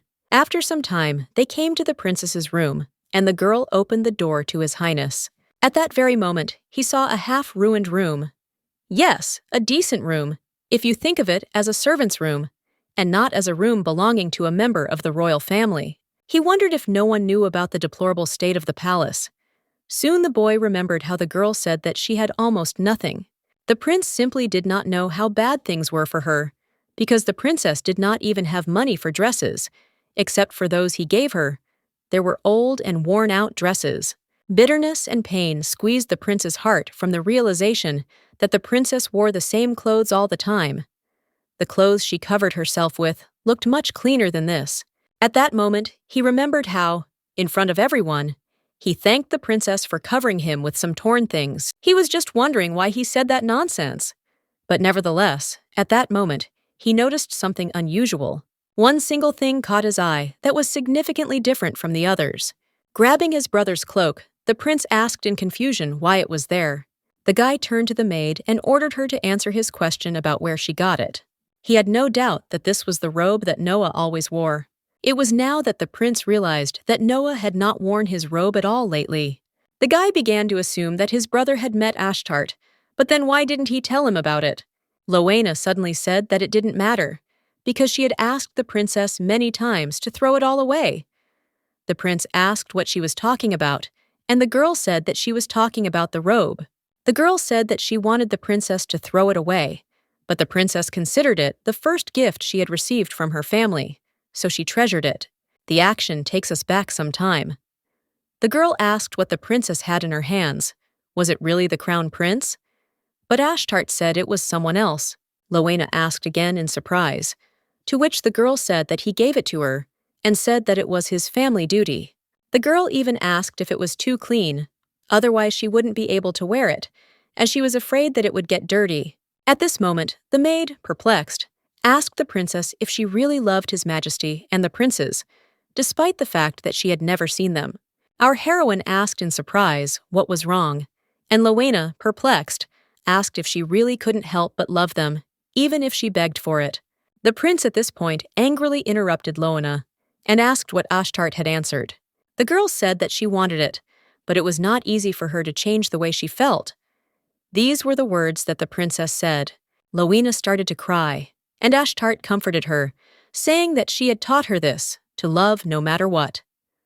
The girl asked how she could hate them. The prince cried out in bewilderment and asked if that was really why she lied to the princess. She just didn't want to give false hope, and that's why she lied about the dresses? The maid replied that this was indeed the case, and then she added that His Highness could not turn back time. She explained that this was why she wanted the girl to simply forget everything and not get attached. Mirajan realized that all this was weighing heavily on his soul. He was angry and made it clear that he was not in a friendly mood. However, he also knew that all these unknown feelings scared him, but the question was different. Will he be able to justify himself, despite everything that the princess had to go through? He immediately began to think that he could at least once contact her, if he did it. However, after a few moments, the guy, without further ado, simply began to laugh. Suddenly, he declared that he now understood everything for sure. He began to analyze everything that had happened and all the factors. Ashtart's worn-out dresses and her tears. It wasn't that he didn't notice. It was that he didn't care. But at the same time, something drew him to her. An unknown force made him want to see her again. Moreover, the unexpected meeting made him happy, and it seems that at that moment, he already subconsciously accepted her as a sister. But when he heard the request for a dress for Loena, he was angry at those who did not help her. And when she called him her brother, he felt guilty because he never cared about her. At that very moment, the guy knew for sure that he just wanted to see her smile. A moment later, tears began to roll down the prince's cheeks, and he only realized that he regretted everything because he was guilty. And yet the action finally takes us to our heroine, who has been unconscious all this time. Suddenly, the girl began to wake up. The first thing she saw was Ryan, who was happy to see her. The girl asked in confusion if she had really lost consciousness again after using magic. However, Ryan approached her and asked her to calm down, saying that she was putting too much pressure on herself. But anyway, after covering her up, he asked her to do nothing today and just rest. The girl wanted to object, but the guy at that moment said that he would make her a strawberry sandwich. Ashtart immediately smiled and said that in that case she would rest. The boy smiled at her and said that it was definitely a great idea, but just before he left, the girl stopped him. Abelian asked in surprise what had happened, because for some unknown reason, the girl had grabbed him by the sleeve.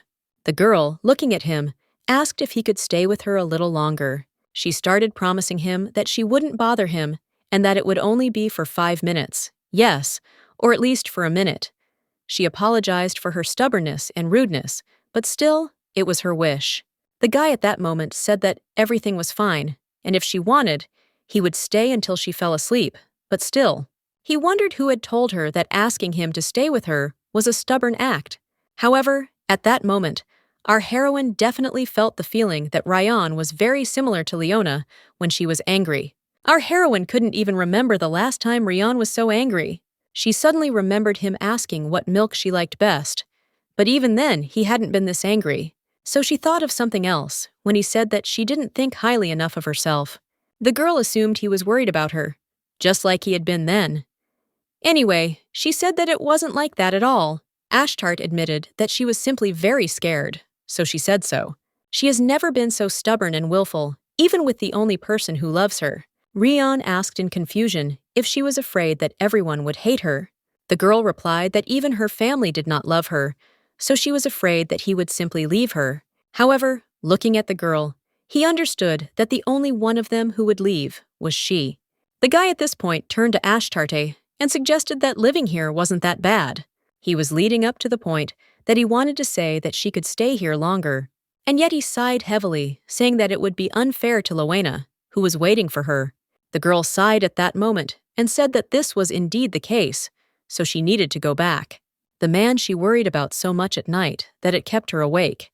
This person was Loena, and she often wondered why it wasn't one of her family members.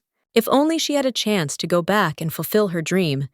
That is what she prayed for until her last breath in her past life. The girl looked at her hand and said that she wanted to be loved by everyone for a long time, and she didn't think it was wrong. Abelian took her hand and said that she certainly had the right to wish for it, but still, she could not force everyone in this world to love her. That's why he said she shouldn't love everyone. At that moment, he put something in her hand. Abelian handed her a lily of the valley hairpin and told her that she already had someone who loved her. At that moment, the girl screamed in bewilderment, saying that she was incredibly happy to see her hairpin.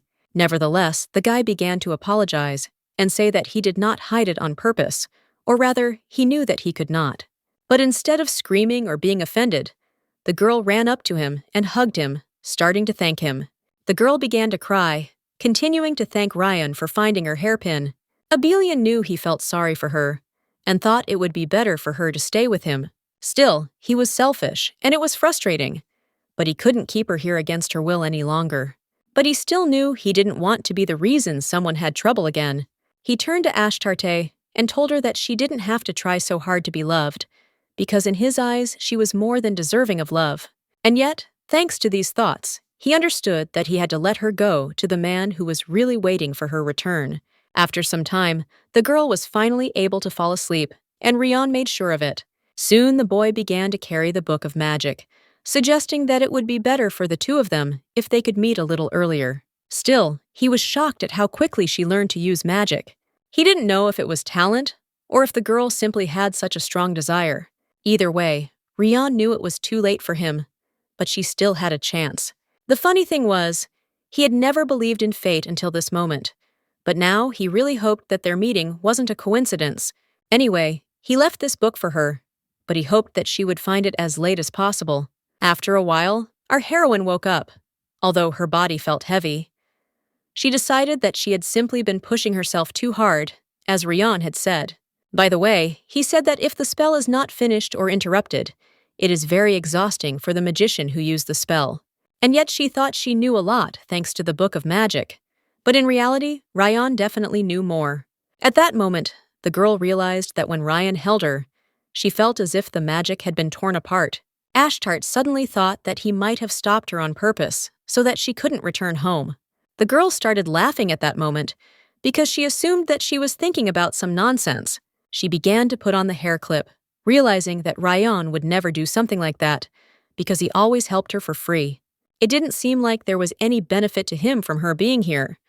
But then what reason would he have to hold on to her? One way or another, the next thing the girl thought about was where Rion had gone, since he wasn't even in the next room.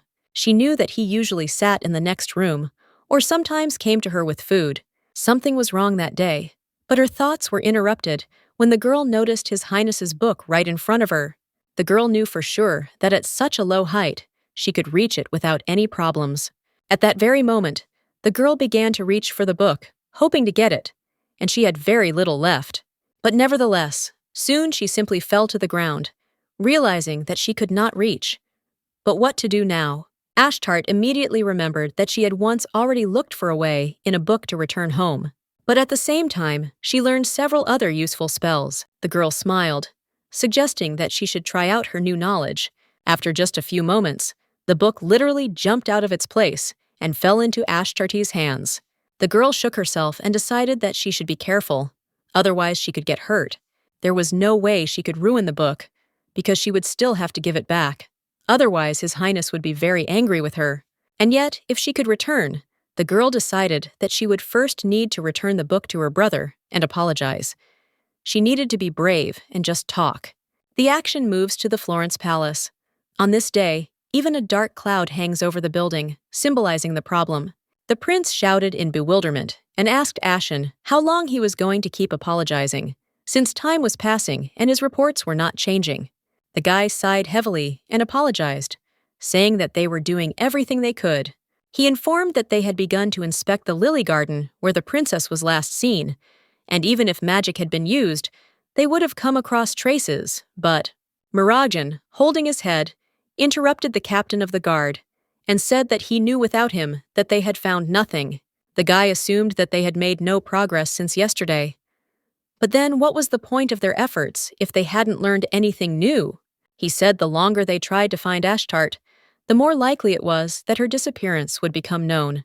The prince knew they couldn't allow this to happen. It would be problematic if people found out he was looking for someone who was an outcast from the entire empire. Turning his gaze, the boy said that he would give one more order. And as always, he hoped that Ashen would be reasonable. After some time, Noah opened the door to the office, saying that he heard that they were looking for him. Mirajan quickly invited his brother inside and told him to sit at the table with him. Noah immediately assumed his brother wanted him to do something. Mirajan laughed, saying he liked how quick he was at catching on. The boy said he wanted Noah to do something without anyone knowing. The prince suggested that there was someone who needed to be taken care of. However, Mirajan said that this was not the case because he needed him to find someone. At that moment, the guy took the sugar and was about to throw it into the tea while asking who he should find. Soon his brother's voice echoed in his head, telling him to find Ashtart. The prince said that she was missing and that they had searched the entire empire but found no sign of her presence. That's why he was turning to his brother. Noah, in turn, reminded him in bewilderment that he had always tried to stay away from her. Mirajan at that moment answered him that he no longer thought so, and if Ashtarte did not mind, he intended to communicate with her more closely. However, Noah reminded them that there was a priest who would not allow them to do this. Mirajan replied that he knew this, which is why he was asking his brother for help. After all, Noah always obeyed his orders. But would he disobey this time? And yet, at that moment, the boy put down his spoon and said that he would do everything in his power. By the way, Noah's behavior is justified by his childhood, in which the Empress told him to listen to his older brother and do everything he says. At that moment, the guy began to rise from his chair, getting ready to go to the exit. But Mirajan stopped him. The boy asked his brother about the robe he always wore.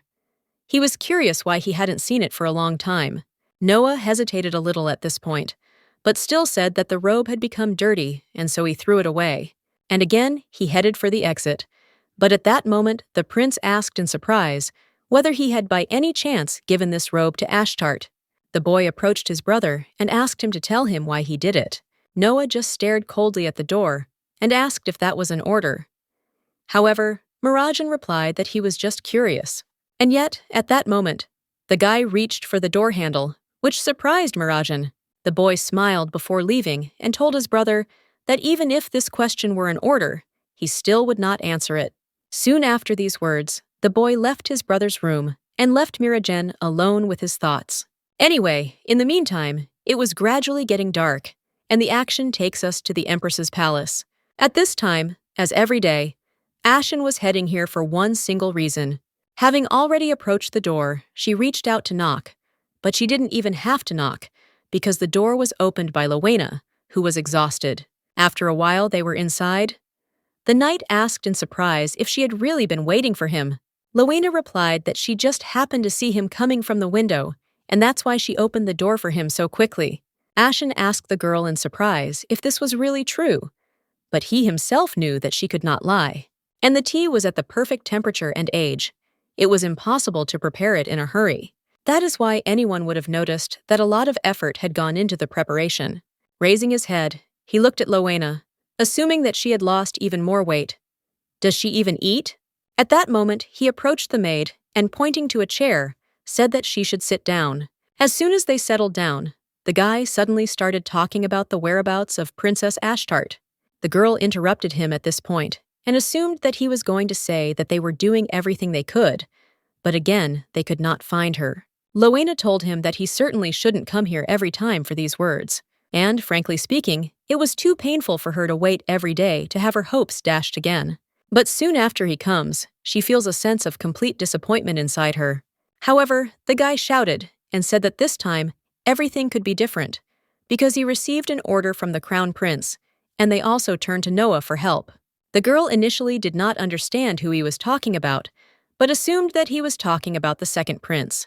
The guy nodded his head and said that if they both got involved, they would definitely be able to find the princess. That is why, looking at the maid, he asked her not to worry, because everything will be fine. However, in turn, the maid began to laugh and ask Ashen if he knew the value of something expensive. The guy looked at her in surprise and asked what she meant. Lowena began to say that the value of expensive things is difficult to determine if they are too close. The girl was sure that many people understand the value of something that they always had at hand, only when they lose it. This is exactly what the crown prince felt now, and the girl could not understand whether it made her happy or upset. However, at this point, Ashen said that even if a person really understood the value of a thing, what would change? Lowena looked at him and said that it was obvious. The whole world would change. The guy started saying that the world doesn't change that easily, to which the maid replied that it wasn't about the world itself, but about how they saw it. She knew it firsthand, how powerful the changes could be. At that moment, Ashen said he didn't quite understand her. In turn, the girl said that even if she tried to tell him more, she did not think she would be able to convey her thoughts correctly. Ashen at this time understood that the girl was speaking calmly, but the more he listened, the more he remembered something. It was all similar to how she spoke to the crown prince. Of course, she was not as brave now as she was when she was angry, and yet the girl continued that, if it were possible, then she would not regret it so much. The guy still didn't understand what was going on. Could he have been wrong all this time, since Leona seemed so confident and optimistic? Rowena suddenly said something that seemed too late for her, but she hoped that he would be able to find it. Ashen was shocked that all this time she was tormented by heavy and sad thoughts, and the girl looked at him and said that she hoped that he would find someone who would be dear to him. The guy asked her again in bewilderment, because he only had to look at her to be horrified. After losing the princess, the girl simply lost herself and no longer saw the meaning in life. What is the point in loving a person so much? And yet the guy knew for sure that he did not need the people dear to him, neither now nor in the future. At this time, Rowena looked out the window and looked at the street with disappointment. Everything led to the fact that she even began to see things that weren't really there, because she saw a princess in front of her. Continuing to look out the window, she began to address the princess, calling her name. After that, her laughter began to be heard, which was rather crazy. Ashen was sad to watch what was happening. Looking at this, he did not understand at all what kind of strange man was standing in front of him. The guy was perplexed, because she should at least be crying loudly, instead of looking out the window with a pitiful look. Soon the action takes us to our heroine, who was trying to cast a spell and return home. However, absolutely nothing happened, causing the confused girl to fall to the ground, wondering why the spell didn't work. She was absolutely sure that she had read everything correctly, but in that case, did something happen to her power? By the way, Rion set a limit of 50 spells per day because she didn't have enough magic. At this moment, our heroine was seriously scared, because she decided that all her mana had simply run out. In shock, she began to wonder if she had used up the last of her magic when she took out the book. Anyway, the action shifts to Abelion, who was walking down the hallway and asking where the guest was. Kylos told him that he was waiting in the living room. After some time, the guy went inside the office and noticed a guy with red hair there. The boy greeted his lordship, but Abelion immediately reminded him that he had told him not to come here. The prince of the Nohays Empire, Joshua Nohays, began to say that if he had not come, it was unknown when he would have been able to meet him again. The guy showed with his whole appearance how sorry he was and how much he wanted to come here. Abelion laughed to himself at that moment, because Joshua's sincerity sometimes reminded him of a puppy. However, at that moment, the prince looked at Abelion's shackles and assumed that he was uncomfortable. The boy replied that if he was talking about the shackles from the emperor, then he was already used to them. At that moment, the guy sighed heavily and said that he didn't even know what to tell him. Soon they were sitting over a cup of tea and discussing their issues. Joshua said that it had been 2 years since that incident, and still the guy said that his decision remained the same. He promised to free him one day. Looking at the executioner Elferman, the prince said that he would cleanse him of this shameful title. The guy sighed heavily and said that actually, his name used to be different. Jolly Elferman. The Elferman clan, by the way, is one of the 3 main families of the Nohays Empire, and this was the nickname given to Abelion Elferman, the heir of the family. At first, many people treated the smiling and cheerful Abelion well, but the truth was that Abelion had one gift, and it was a special but dangerous ability. One night, a terrible situation occurred that caused his brother Ian to lose his leg. Abelion watched for a long time and blamed himself for what happened to his brother. However, all this happened because he wanted to show his hidden power a little. Abelion could not even think that his power could threaten the emperor. The head of the family turned to his son and asked him to promise that no matter what happened, he should not use his power. Although it was an accident that he could not foresee, he was tormented by guilt. The guy began to hide not only his abilities, but also began to avoid all people. Only one maid came and told him who wanted to see him, and in response to this, The guy asked to say that he would be in his room. And yet, none of the family members blamed him, and this kindness only made Abelian feel worse. It would have been easier for him if they had simply hated him. The guy understood that he was scared, that even if they didn't say anything now, he was afraid that he would see indignation in their eyes when they met. He thought that a creature like him should live locked up, because he was born with a terrible, cursed power. Even after a year, the situation remained unchanged, at least until Emperor Nohays called him. Of course, this invitation could not be cancelled, so soon they were near the imperial palace, and the father was addressing Rion. The man said that no matter what His Majesty said, he should not doubt it. No matter what he did, Abelion still shouldn't have used his power, and the boy himself understood this perfectly well, standing in front of the palace. And yet, after some time, they went inside and went deeper. Father suddenly suggested that he knew why there were so many complaints about the current imperial government, because it was difficult to look at all that glittering gold in the palace. Passing by a huge portrait of the emperor, the father asked his son what the crown prince would be like.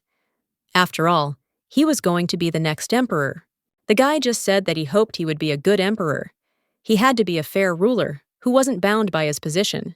The father nodded his head and told his son that he thought absolutely right. After some time, they were in the throne room and bowed their knees, because it was an honor for them to greet the great golden dragon Nohays.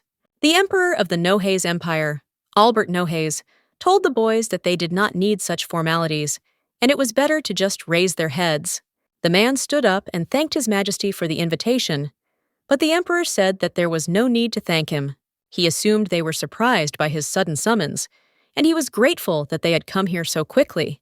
Abelian at this moment looked at the emperor's fake smile and couldn't understand what was happening to the atmosphere.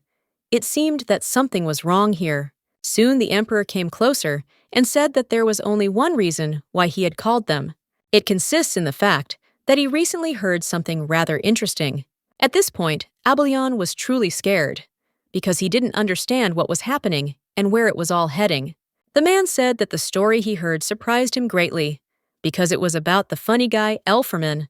House Elferman existed before the current emperor ascended to the throne, and even among the nobility they wielded great power. And because the emperor and the prince were constantly compared to the Elferman heir, the imperial family was very unhappy. Everyone knows that they consider them an eyesore, and yet Abelian continued to sit on his knee and repeated to himself that he must not shake. It was only at this moment that the emperor leaned towards him and said that he wanted to check something with the help of Lord Abelian Elferman. The man asked him if it was true that he could read Wayrock and could use destruction magic.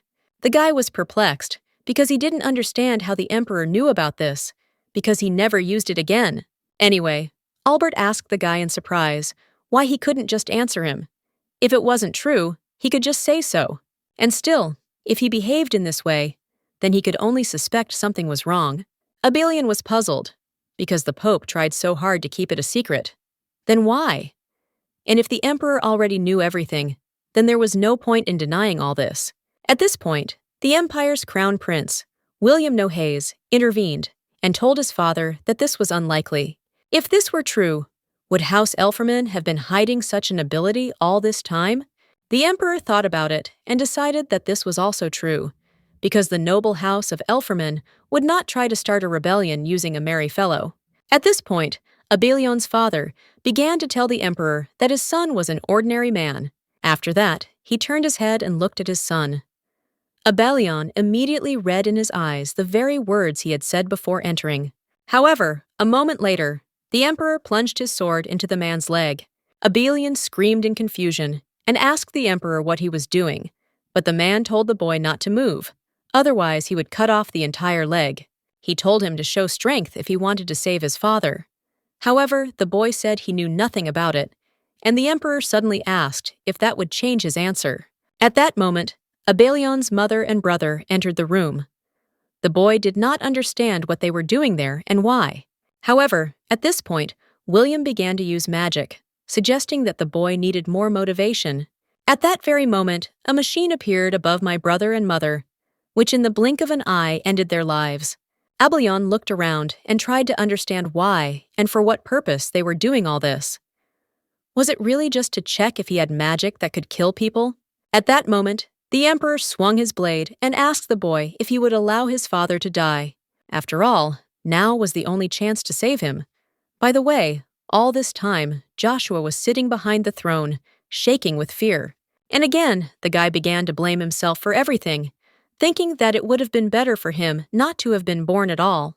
However, at that very moment, the boy decided that if the emperor wanted to see it, he would show it to them.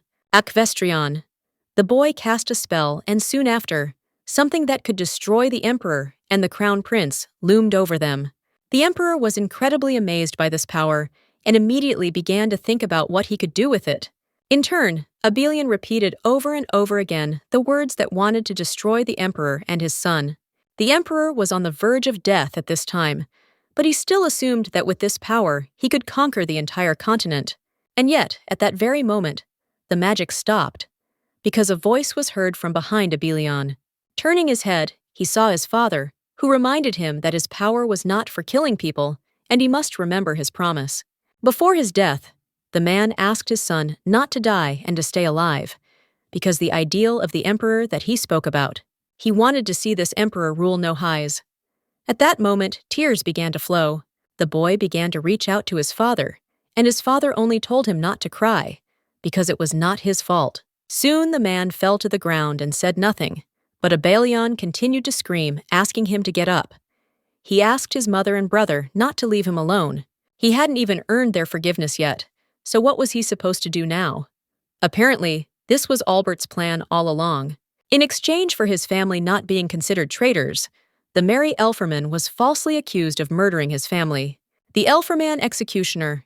It was a disgrace he had accepted in order to stay alive and fulfill his father's dying wish. Well, Joshua knew about these nicknames anyway.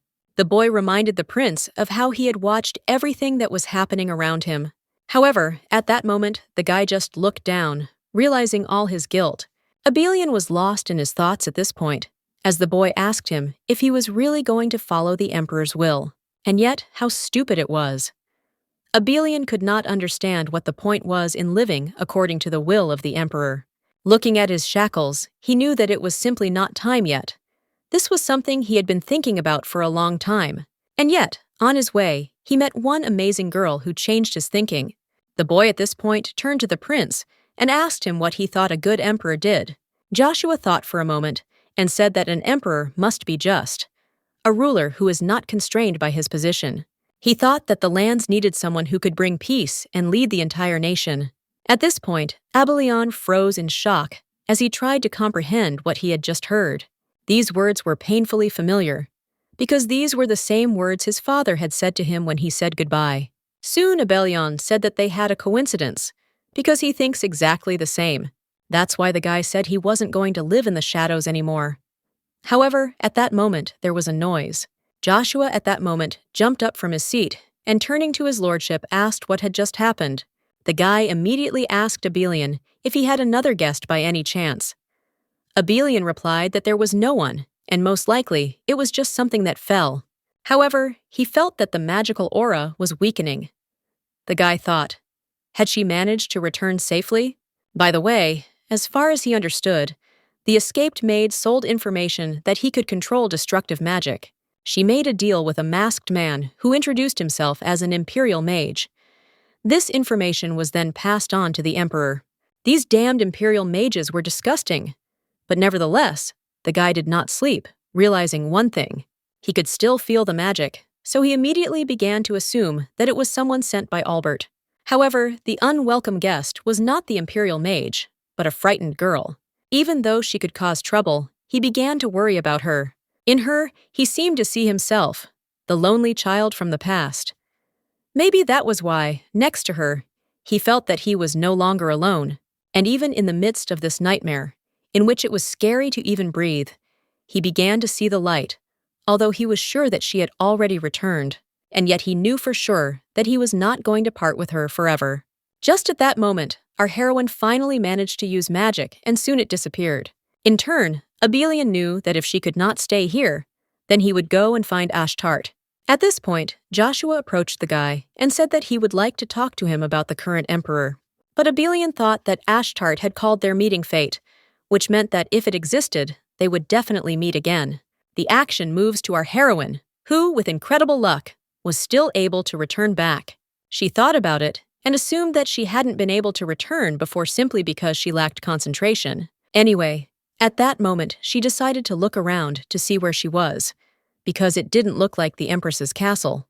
Our heroine knew for sure that she had never been here before, but she assumed that Rowena was somewhere nearby. After all, this spell was supposed to take her to the one who missed her. The girl simply couldn't understand why the maid was sleeping here. She was sure that Rowena was the only one who would look for her. But at that moment, someone grabbed her hand. The Emperor of the Firenze Empire, Orvan Firenze, asked the girl in bewilderment who she was. At that moment, our heroine noticed the green eyes and realized that they were the same color as the prince and princess. The girl decided that this was obviously an inherited color, and that could only mean one thing. However, at that moment, something happened that the girl could not have expected. The man asked her in surprise if it was Rebecca. Our heroine did not understand what was happening, and the man continued to talk in bewilderment about how she had simply abandoned and left him. Had she really come back just to mock him now? Soon Orvan lowered his eyes downwards. In turn, Ashtart took her hand back in bewilderment and told the Emperor that she did not know what he was talking about. Soon after, the girl said that Rebecca was dead and had been for a very long time. Ashtart was outraged that she was compared to her mother, but the girl said that she is not her mother. She knew the name of her mother, who had died in childbirth 10 years ago, the second Empress of Florence. But who was this person? Anyway, at that moment, the man, perplexed, began to come closer and closer and assumed that Ashtart was standing in front of him. The girl was shocked. How did he know her name? And yet he continued to approach, and our heroine continued to move away, realizing that she had to leave right now. At that very moment, our heroine screamed and used a spell. Instantly, all the dust flew into the air, because it was wind magic, which was very effective. However, the man did not understand what was happening, so he immediately grabbed his sword. As soon as the girl noticed that this madman wielded a sword, she knew she couldn't get caught. The man, in turn, asked in bewilderment whether she was really trying to escape from him. And at that moment, our heroine finally saw a portal in which she clearly saw Rowena, who was sitting in her room. However, at that moment, the man threw his sword to the ground and turned to Ashtarta. The man began to reach out to her, asking her to wait a little, because she had misunderstood everything. However, the girl was so scared that she took a step forward without thinking. At this time, the extremely desperate Rowena was sitting in the room, no longer knowing what to believe.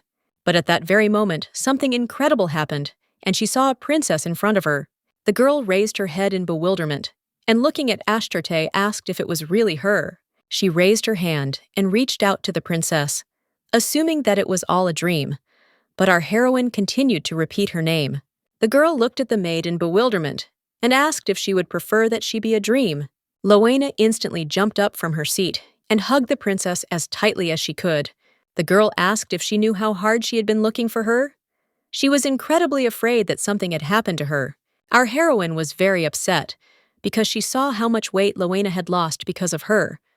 The girl asked her to stop crying because it was her fault. The girl cried loudly and asked not to leave her here alone anymore. Our heroine looked at her with tears in her eyes and asked how she could do this, because she never wanted to leave her, because she was the only one she wanted to return to. That is why our heroine knew for sure that she would always return to where she belongs. Soon the action moves to the table. The girl, perplexed, asked if the reason she disappeared from the garden was because she used magic. The girl calmly drank her favorite milk and nodded her head without being particularly distracted, making it clear that everything was correct. But the milk, by the way, was very sweet, and especially when prepared by Loana, it was always excellent. Although at that moment she thought about it, because the sandwiches that Rion fed her were also delicious. However, Rowena at that moment said in bewilderment that this was impossible, because she had never heard the ancient language before. It would take a whole lifetime to master even one. This is why princes who master the language at a young age are called geniuses. Only our heroine said in response to this that she too could not believe it at first. But nevertheless it was true. She looked at Rowena in surprise and asked what was the point of her lying about what she had said. And yet, she thought that members of the royal family, bearing the name Ferenzi, had amazing abilities. They could read one or more ancient languages. The girl was shocked, because it turned out that the princes turned out like this, but now it was the princess's turn. At this point, Loena turned to the princess and asked her to promise her one thing. The maid asked the princess not to tell anyone else about this except her. She explained that the girl must keep the fact that she could safely use magic a secret. Ashtarte at that moment remembered the words of Ryan, who also advised her to keep her abilities a secret from others. The girl was upset at that moment because she realized that she hadn't really had time to say goodbye to him. When would they see each other again? She thought about thanking him, but she immediately talked herself out of it, thinking that she wasn't using magic anymore. She might not be able to come back next time. All this time, Loena held her little finger and asked in surprise if the princess really didn't want to give her a promise. Our heroine immediately said that it wasn't so, and yet, looking at the maid's hand, she asked what she was doing, and Loena replied that it was a pinky promise. When she makes a promise, you need to clasp your little fingers together, and thus you cannot break the promise. Soon the girl did as Loena showed her, and said that she really wouldn't tell anyone. Loena, at this point, said that if she broke her promise, she would no longer make her sweet milk. Our heroine was horrified by such conditions. She decided that it was too cruel, and Loena just said that this promise was so important. But still, if she keeps this promise, she will prepare milk much more often. The girl immediately proudly declared that she would do everything to keep her promise. She had to hold on for the milk.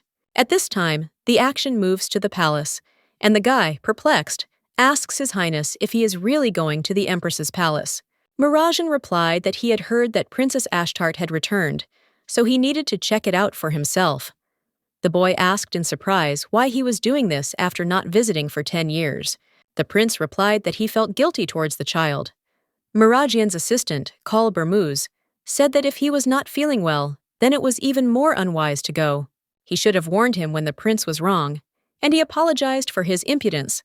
But as a devoted servant, he begged him to give up the idea. Kale wondered what could possibly change after so many years. If he suddenly showed up, would the girl really be grateful to him? He assured him that the princess already had people who had replaced her family, and they were already much closer than he was. And what's more, Kale started screaming, although he certainly didn't want to do it, but still he shouldn't approach her. He argued that the prince's actions would only cause confusion, but the boy continued to walk straight. Mirajan at this point asked how he could get that right back. Kale, surprised, asked what he meant. Mirajan replied that the assistant said that it was too late and nothing would change, but would anything change if he just sat on the sidelines and did nothing? Kale only realized in horror that he had ruined everything, and the prince was not listening to him at all. The guy now began to talk about what the high priest might find out. After all, the priest of Horiom has the faith of the people of Ferenzi, and if the crown prince does not listen to him, it will only mean that the priest can say that the royal family is leading Ferenzi to destruction. The light will bring endless honor and prosperity to Ferenzi, and everyone also knows that darkness in turn will swallow up the light and lead the empire to destruction. The guy scratched his head with a heavy sigh, realizing that he had no personal claims against Princess Ashtart, but this was a problem. However, at that moment, a voice came from behind him, asking if he should go too. The guy turned around and noticed Prince Noah in front of him, which made him even more shocked. Kale was obviously surprised and wondered since when Noah was here. Mirajan asked his brother in surprise if he was really going to go. However, Ashen followed Noah and said that he was coming too. Kale soon realized that no one was listening to him, so he eventually decided to follow them. But he was still wondering what was going on here. At this point, the maid turned to the princess and asked if she really wanted to stay in these clothes. The girl smiled and nodded her head. Loena told her that she would most likely catch a cold because it was cold outside, but the girl said that she wanted to keep the dresses she had given her. And of course, the girl restrained herself from admitting that it was a gift from the crown prince. With a heavy sigh, the maid handed her a mug of sweet milk, asking her to warm herself up at least like that. Of course, the girl happily took it and began to drink. Loena laughed and asked if she really liked it that much. The girl replied that it was even tastier than strawberry sandwiches.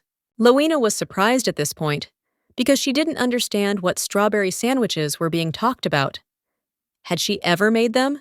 Of course, our heroine told the whole story. The maid immediately decided that the guy named Ryan helped her. The girl replied that he sheltered her and then helped her return. The girl was very surprised by this because the guy helped even after he saw the color of the princess's hair, and yet she is very grateful. Also, at this moment, our heroine said that Ryan told her that her name is the name of an ancient goddess. Ashtart turned to the maid and asked her if she knew who gave her name. With a heavy sigh, the girl said that of course she knew the reason and who said it. It was obvious, because her mother, the temporary Empress Rebecca, named her that. They said that she met the gods in a dream. Ashtart asked in surprise if her mother really dreamed of the gods. However, gods never appeared in people's dreams, only if they were people with divine abilities. Rowena said that it was all true, because the Empress was a candidate for the High Priestess, and she knew Sensiberian. Our heroine was shocked. And yet, the gods from the dream told the girl that they heard her dream of a child. They promised to give her a child with strong divine abilities. That is why they said that this baby will be given the name Ashtarta. They ordered to take good care of the child. That morning, when the Empress woke up, she joyfully pronounced the name of her child, Ashtarte. However, our heroine had never seen her mother and missed her. She couldn't describe it exactly, but Rowena's story seemed so real to her, as if she herself had been there. Only at that moment, a very interesting question appeared in her head. Didn't Rowena come to the palace after she was born? Our heroine decided to ask the maid directly about this issue, and so she asked how she knew this story so well. The girl just wanted to say something, but at that moment there was a knock at the door. She was surprised, because she certainly wasn't expecting guests. Opening the door, Rowena found Ashen. The girl immediately assumed that he had come here to see the princess. At that very moment, the crown prince stepped onto the threshold and said that she was absolutely right. He then asked where Princess Ashtart was. The girl, perplexed, began to turn to His Highness and tell him to wait because he couldn't just come in. The girl also looked ahead and noticed the puzzled Prince Noah. What are they all doing here? She looked at Ashen, realizing that this was partly his doing. The girl could not contain her anger. However, Rowena reminded what she said last time. The Empress's palace has restrictions for the imperial family, is she right? At that moment, Kale ran up, perplexed, asking what last time meant. The boy asked Mirajan in confusion if this wasn't his first visit. The prince just told him to shut up. Mirajan turned his head again and asked where Ashtarte was now. Soon he looked up and discovered a girl peeking around the corner. The prince immediately noticed that the girl was wearing the same strange clothes as the previous times. He still couldn't understand why she didn't wear the dresses he gave her. The prince soon apologized for such an unexpected visit, but it was necessary because he heard that she was missing. The main reason for the visit was that he wanted to know where she had been all this time. Soon there was complete silence in the room, as everyone waited for the princess to tell her story. In turn, our heroine was in shock, because it was too uncomfortable. She had never had so many eyes looking at her at the same time. At this point, Noah said that since they heard the news of her disappearance, they had been looking for her everywhere. He would be interested to know where she had been. Our heroine suggested that, to some extent, she was waiting and hoping that her family would come and take her away. And now they were all sitting in the room right in front of her, which was very ambiguous. Ashtart assumed that she should be happier now than ever, but the girl still couldn't understand why she didn't feel anything right now. Even Prince Mirajan, looking at the girl, noticed that her gaze was no longer the same as before. Our heroine at that moment sat with a sad face and tried to sort herself out, when suddenly one thought appeared. She remembered Ryan's words, telling her that not everyone in the world would like her, so she shouldn't love everyone. Ryan had said these words to her, and she knew that perhaps she should have listened to him. However, at that moment, Leona turned to the girl, who, to Ashtart's horror, was bleeding from the mouth. At that moment, the girl remembered how she had clenched her teeth with anger when she thought about the prince, that something unpleasant had happened. The girl explained that she seemed to have split her lip. Rowena, however, tried to remain calm. However, the girl leaned over and asked if she still remembered the promise, because she had promised not to tell anyone, and this also applied to the princes. Our heroine smiled and asked her not to worry, because she wouldn't tell anyone. Soon the girl stated that, in fact, she herself did not know what had happened. She lost consciousness on the way back. But when she opened her eyes, she miraculously found herself here. The prince asked in bewilderment what she meant by miraculously ending up here. Ashtart immediately panicked, thinking that the prince had already guessed everything. Our heroine felt very guilty inside because she didn't know how to lie. Noah at this point was confused and said that it made no sense, so he wondered how she could be so calm. The guy asked her what she would do if something like this happened again. Ashtart knew for sure that he had guessed. But why was he angry? The prince continued to ask how she could know for sure that she would wake up next time, since she could have died. He looked straight into her eyes and asked if she was afraid of what might happen. In turn, our heroine was absolutely calm, because she made it all up herself. With a heavy sigh, the guy said that if Ashtarte, whom they had been looking for so long, was okay, then he was coming back. He immediately got up from the sofa and headed towards the exit, wishing everyone a good day. At that moment, only the prince understood that his brother was not the kind of person who would express his feelings so openly. That's why he wondered what kind of performance this was all about. Kale never thought he'd see Noah worried, but he was actually unexpectedly glad about it. In any case, he turned to His Highness and reminded him that he had been away from the palace for too long. He had checked that the princess was okay, so it was time to return. All Kale knew was that the longer they were here, the greater the chance the high priest would find out. If he could just escort the crown prince back, that would be great. However, at that very moment, the guy got up from the sofa and turned to the girl. Kale was happy at this moment, because he assumed that the prince was finally leaving, but the boy looked at the little girl in bewilderment and asked if she knew who he was. With a heavy sigh, our heroine lowered her head and said that he was the crown prince. Mirajan suddenly asked the question differently. He asked her if she knew what their relationship was to each other. Our heroine was equally reluctant to assume that they were a family related by blood. The guy said that she was right, and at the same time, as a family member, how should she call him? At that moment, Ashtart was shocked. She immediately thought of her brother, but these thoughts brought her to terrible memories. She remembered how the prince had told her not to call him that, because she had to watch how she behaved. The girl was incredibly scared, and began to assume that now he was simply trying to test her and warn her like last time. That's why she said she should call him Crown Prince. He asked to call him that. Mirajan at this point looked down and said that it was true. He really said it. Our heroine was surprised by his reaction, not understanding. Wasn't this the answer he wanted to hear? She thought he would be happy, but on the contrary, he looked upset. In turn, the Crown Prince only remembered the words of the maid, who told him that time could not be turned back. At that moment, when Ashtart said those words, it was as if a lump had risen in his throat, preventing him from speaking. The guy immediately turned to Kale and said that he was coming back. His advisor was only incredibly happy about this. He asked to leave the palace immediately. After some time, the guy was walking down the street, remembering this meeting, and he was disappointed. There was absolutely nothing in Ashtart's eyes when she looked at him. He saw no emotion. Remembering her words, in which she quoted his vile and stupid requests, the prince only felt worse. Ashen and Kale at this point turned to His Highness in bewilderment, assuming that he was ill. They even suggested that he call a doctor, but the prince thought that everything would be fine as soon as she returned. Whatever he did, he only became convinced that this pain would never go away. At this time, the action moves to the great temple of Asmodeus, from which loud laughter was heard. We observed a woman in a headscarf walking through the temple. It is a place where a dark aura reigns even in the light of day. There was no reason to stay here. As soon as the woman came in, she said she had something to tell.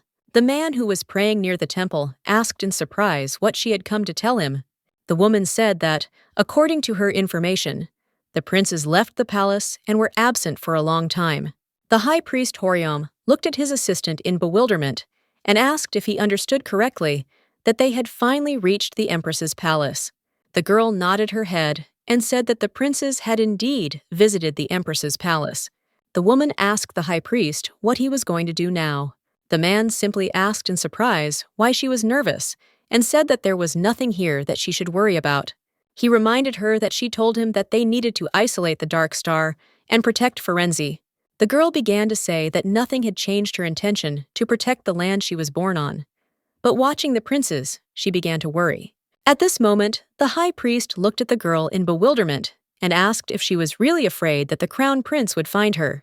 After all, he would then find out that it was she who had cut the funds for financing the Empress's palace to a ridiculous amount. But she had been doing this for quite a long period of time. Looking at the woman, he laughed, assuming that she was living well. At that moment, he pulled the scarf off her and, turning to the headmaid, asked if he was thinking correctly. Anyway, the woman said that all the evidence was in the accounting book. The man waved his hand and said that he would handle it, so he asked her not to worry and returned to the palace. The headmaid was confident that he wouldn't let her down, so even though she was worried, she had to trust him. However, at this moment, the man turned to the woman and asked how Princess Amaryllis was doing at this time. The woman nodded and said that everything was fine, but Horiam told her to tell him if she noticed any suspicious changes. The headmaid soon said that she would do anything for the peace of Firenze. Soon the priest was alone with his thoughts, and he realized that his plan was changing slightly. The man had his hand on forbidden alchemy and black magic. One way or another, he was so angry that he scattered all the books that surrounded him. The priest understood that Ashtart had lived quietly all this time. But why was she now trying to go out into the world? And yet, at that moment, he smiled, because he remembered something interesting, or more precisely, that there should soon be a sacred festival. It's a big holiday, so they can raise Amaryllis's reputation this way. He thought about it and decided that if they did this, the problem would go away on its own. No matter what happened, the darkness could never beat the light. The action takes us to a week later. The emperor addresses the crown prince and says that it is not in his nature to behave so stupidly. Kale was horrified, because he knew they were doomed, although he tried to control the rumors. But there were too many eyes in the palace, and now they were caught by the emperor himself. The emperor asked Mirajan if he had always been so reckless. He couldn't believe that he wanted to go to the empress's palace. Looking at his son, the father asked what could change his mind and lead him there. Since the prophecy was made, no one was allowed to enter the empress's palace. However, the guy said that it says that she is the star of darkness that will cause the destruction of the empire. Kale tried his best to stop the prince because he couldn't say it so easily. It was as if he didn't know what the emperor did after hearing the prophecy. The action takes us back to the time when the man read these words. He said that darkness would swallow the light and lead the empire to destruction. Soon the emperor, perplexed, asked the high priest if he really meant that his child would destroy the empire. He immediately stood up and grabbed his sword, telling the man that his insolence knew no bounds. Seeing the priest say such offensive things and call it a prophecy, the emperor passed by him and said that it was becoming easy to judge the level of temples in the empire.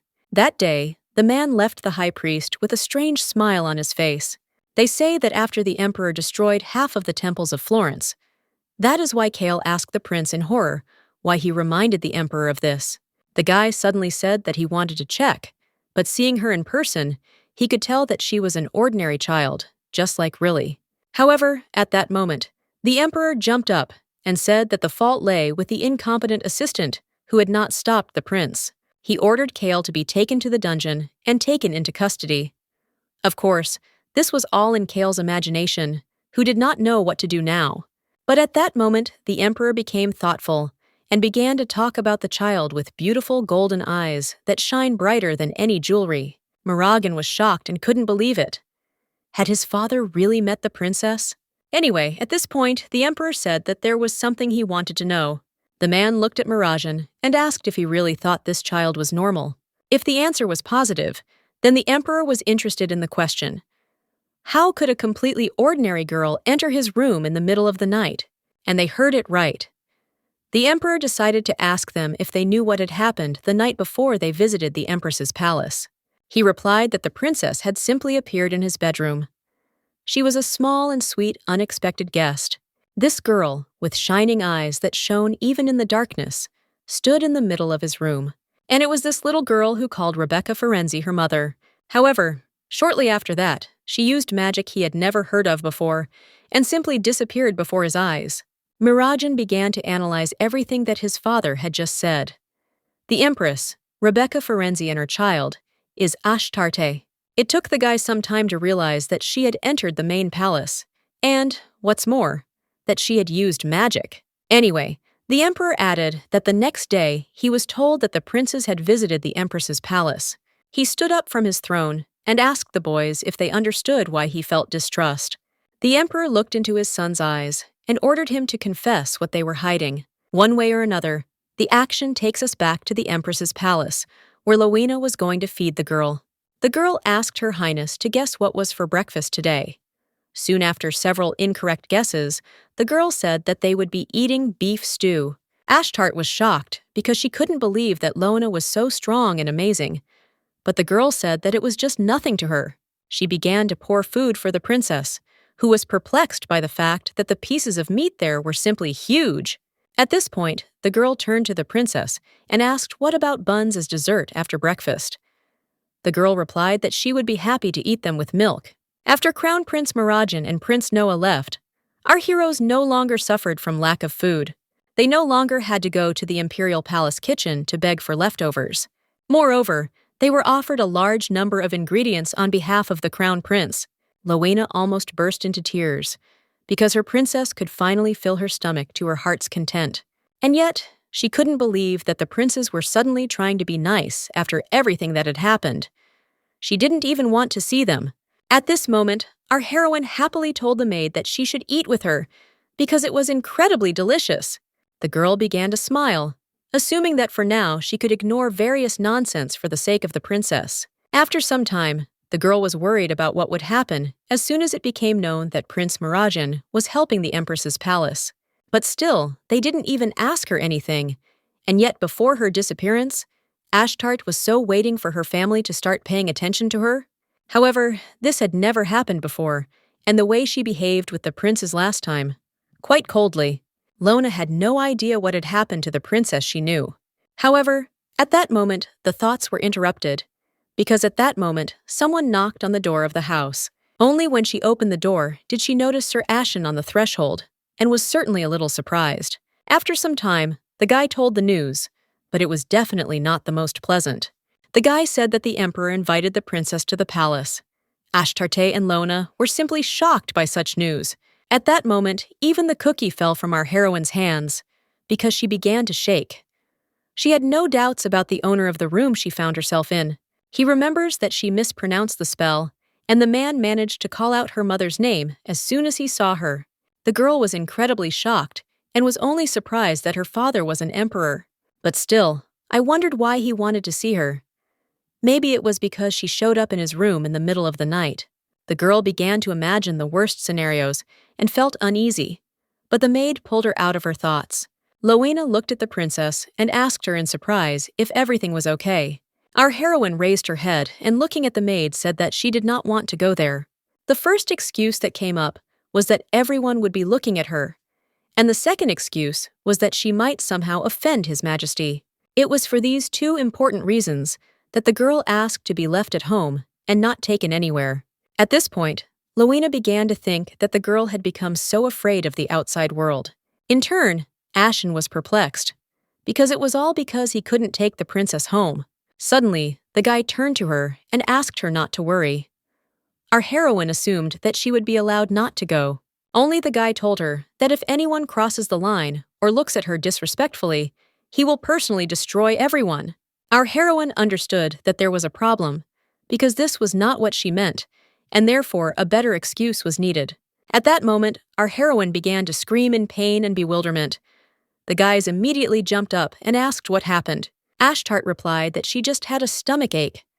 She was mentally apologizing to Lowena for making her worry anyway, but still, it hadn't been that long since she had returned to her, so she didn't want to die young, like in her previous life. While the princess was doing her best to act out the pain, the maid said that she urgently needed to find medicine, but Ashen replied that he would bring everything. The girl said that the princess would not be able to meet the emperor in her current condition. Ashen nodded and said that he would convey this to the emperor. Our heroine was very glad that she was able to avoid meeting the emperor, and yet, after some time, a set of all these medicines was brought to their house. Loena was perplexed, saying that there was too much here, that they would last for several years. Ashtart now felt like her stomach was hurting, but from excitement. Soon another letter arrived, in which His Majesty asked to have tea with him today. Our heroine was simply in incredible shock that even today he wanted to arrange something. Sir Ashen, at this moment, only calmly walked into the living room and put the letters on the table. Turning his head, the boy asked the girl what to tell him this time. And the situation was indeed unpleasant, because the Emperor sent invitations 5 days in a row. Each girl found some lame excuse to refuse, but still. One day she caught a cold and didn't want to infect the Emperor, and one day she had a nosebleed, which is why she felt so bad. Soon, she even said that she had a dream where she was told that if she left the house, she would break both her legs. In general, the excuses became more and more ridiculous. Each time Sir Ashen came to hear the answer from the girl and left with a disappointed face. Every time this happened, His Majesty sent her painkillers, cold medicine, hemostatic agents, and many other medications.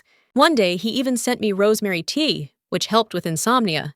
Even Loena, at some point, began to suggest that this would last for 5 years, so it was worth stopping supplies. Our heroine felt guilty because she had refused invitations so many times, and she thought that he would stop looking for her. However, he managed to pull the princess out of her thoughts. Ashen was finally able to reach her. The guy reminded her that he had to give a report today, so he needed an answer. Only then, our heroine suddenly started apologizing again and saying that she really didn't want to go today. After a short pause, the guy asked the princess in bewilderment if it was really only today that she didn't want to go outside. Looking at the girl, he asked if she could go tomorrow or the day after tomorrow. Soon, he even got down on one knee and asked what he could do for her. He didn't know what he could do for the princess to get her out. Our heroine, in turn, was surprised and did not understand why Ashen was so fixated on this. However, the girl suddenly remembered her past life after she was sold to the Count. She was scolded daily. The action takes us back. The girl was addressing the princess and saying that the young master had just left. The girl was confused as to how he could skip class and just leave. She asked if it made any sense to her, since they hadn't brought her here to allow that to happen. Our heroine was truly the only one who had to pay for the actions of others. That's why, as a princess, she could refuse. But what if Sir Ashen had to suffer every time because of her whims? That was the main thing that came to her mind. One way or another, the girl decided to ask if her refusal would cause problems for him. The guy sighed heavily and nodded his head, saying that this would bring problems for him, and very big ones. Our heroine was very upset, because Sir Ashen had always been kind to her, and she didn't want him to be scolded because of her. The girl sighed heavily, but decided that she had to meet the Emperor, one way or another. At this moment, the captain of the guard noticed that the girl's hands began to shake. The boy turned to her and asked her not to be afraid, because he, Ashion Belga, swears on his knightly honor that he will protect her. Taking off his gloves, he extended his hand to our heroine, and she in turn began to examine it and saw countless calluses and scars. The girl immediately wondered, is Sir Ashen really that strong? Looking at Sir Ashen's confused eyes, our heroine assumed that he was now worried that she would refuse. At that moment, the guy asked the princess if she was still afraid to go outside. The girl took his hand and said that she was afraid, but if he was with her, then she thought that everything would be okay. At that very moment, while he was looking at the princess, he remembered Loena's words. The girl told him that she hoped that he could find someone who would be dear to him. The guy laughed, because in essence, his world began to change, and this meant that the girl was right. Ashen held the girl's hand and hoped that he found it before it was too late, and yet the action is transferred some time forward, when our heroine finally came to the Emperor. The man at that moment looked at the girl and assumed that the medicines he had sent to the Empress's palace had helped. Looking at the girl, he said that she looked absolutely healthy. Ashtart now wondered, what should she do? For 10 years, no one looked for our heroine. None of her family members came to visit her. Even the annual fireworks display that lights up the sky above the palace was never dedicated to her. He was at her sister's, whose birthday is on the same day as hers, and no one helped our heroine when all the maids left. Ashtart was a real forgotten princess. She was the star who was called the Star of Darkness of the Empire. No one heard her pray for her family to come. However, now the girl did not understand why everyone had suddenly become so persistent. It seemed like the girl had always wanted this, but at that very moment, when she received it, the girl was not so happy. The man himself saw that the girl was reacting strangely to everything that surrounded her. He couldn't think of anything better to do than tell her that the food wasn't poisoned. Ashtart asked again in confusion. The emperor laughed and said that for some reason she didn't want to eat. Ashtart asked in confusion if she could eat it, to which the emperor asked if she really thought that food was just for looking at. The girl was surprised, because there really were a lot of different things on the table. Looking at it now, she felt like she was in another world, where she was out of place. And still, even despite all the beauty around her, the girl only became convinced that she was uncomfortable here. At this point, the emperor broke the silence and decided to tell his daughter that she had gone to Rebecca. The man suddenly turned to the girl and asked if she knew what her mother had done to him. Our heroine did not understand what she could have done. He replied that even now, when he thinks about what she did, he is so angry that he has nightmares every day. And still our heroine looked at him and asked in surprise what happened. The emperor sighed heavily and replied that as soon as Rebecca became pregnant, she left him. The most surprising thing is that she didn't want to be near him. She only wanted the imperial descendant. Looking at his daughter, the man asked in surprise if she thought so. Our heroine immediately realized that her father saw her mother in her. Especially remembering the night when he mixed up their names, the girl at that moment suddenly said that he hated her mother very much and could not forgive her. That's why she decided to assume that because of her mother, he hated her too. The man certainly didn't understand this question, so he just asked in bewilderment what she was talking about. Our heroine, in turn, did not understand why he disliked her so much that he never came to visit her. The man wanted to say something in his defense, but at that moment they were interrupted by a guy who was looking for His Majesty. The man asked Dante what happened. The boy replied that the meeting of the Council of Nobles was to begin today. The emperor, perplexed, asked if it was really today, to which Dante replied that now was not the best time for tea. Then the guy turned around, because he wanted to say something to the princess, where she should be now, but at that very moment, he realized that Ashtart was sitting in front of him. The guy screamed in confusion and asked what she was doing there. The girl calmly greeted him. Dante, still in shock, asked when they had managed to become so close to drink tea together. One way or another, the emperor apologized and said that it was time for him to go. Our heroine was not against it in any case. She only thanked him for today's invitation. The man sighed heavily and said that he certainly enjoyed it.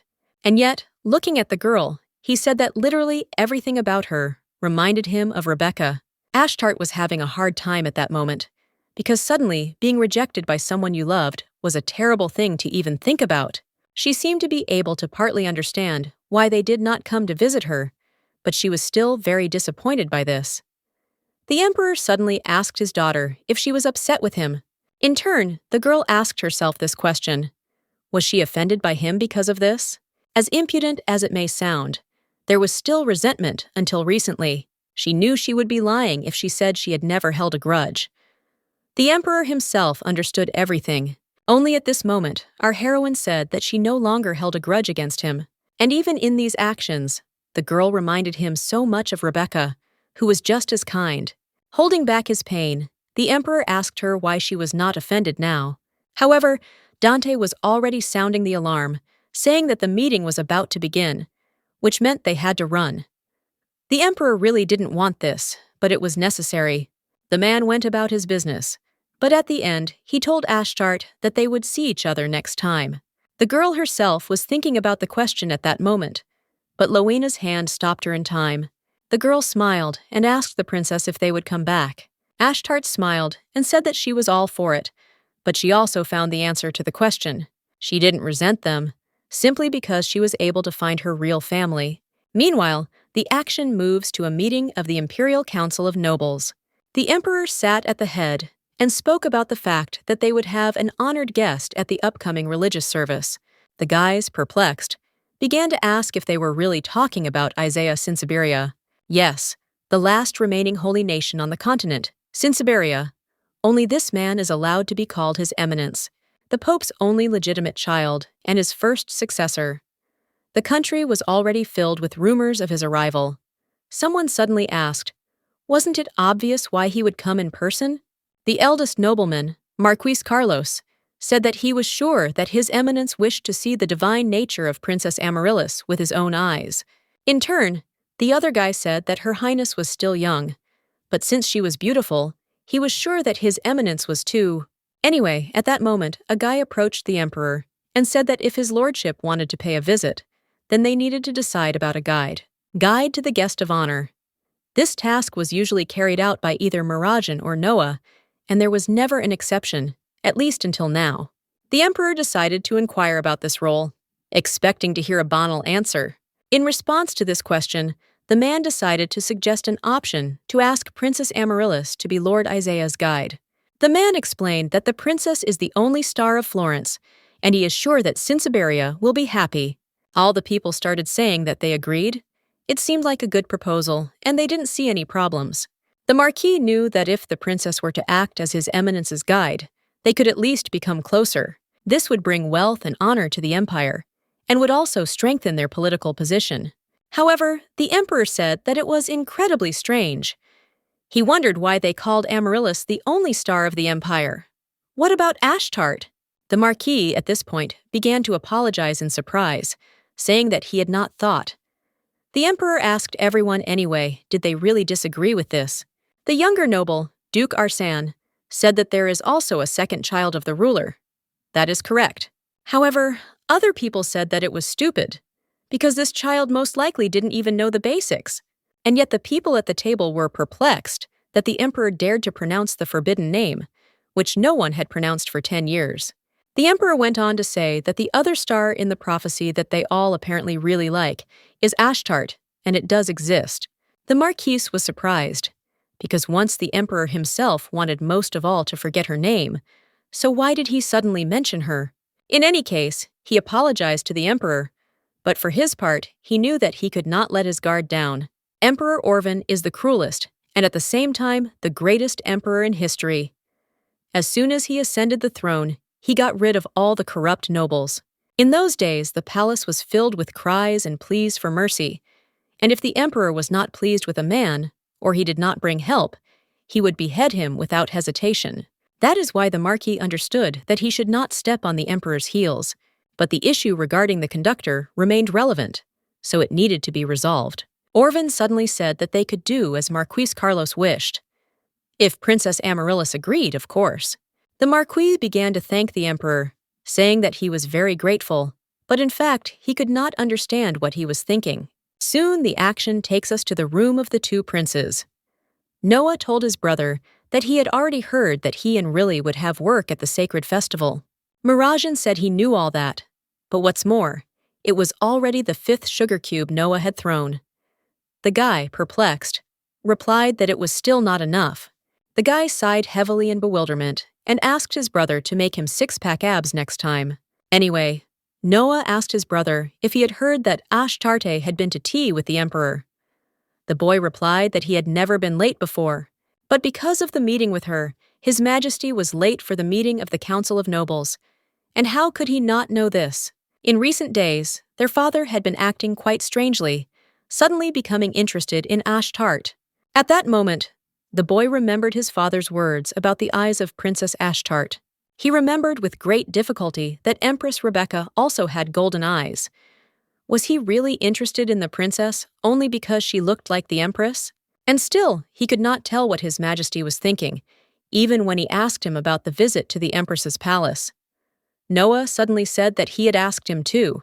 Mirajan looked at his brother in bewilderment and asked him what he had told his father, to which the boy replied that he had not told him anything.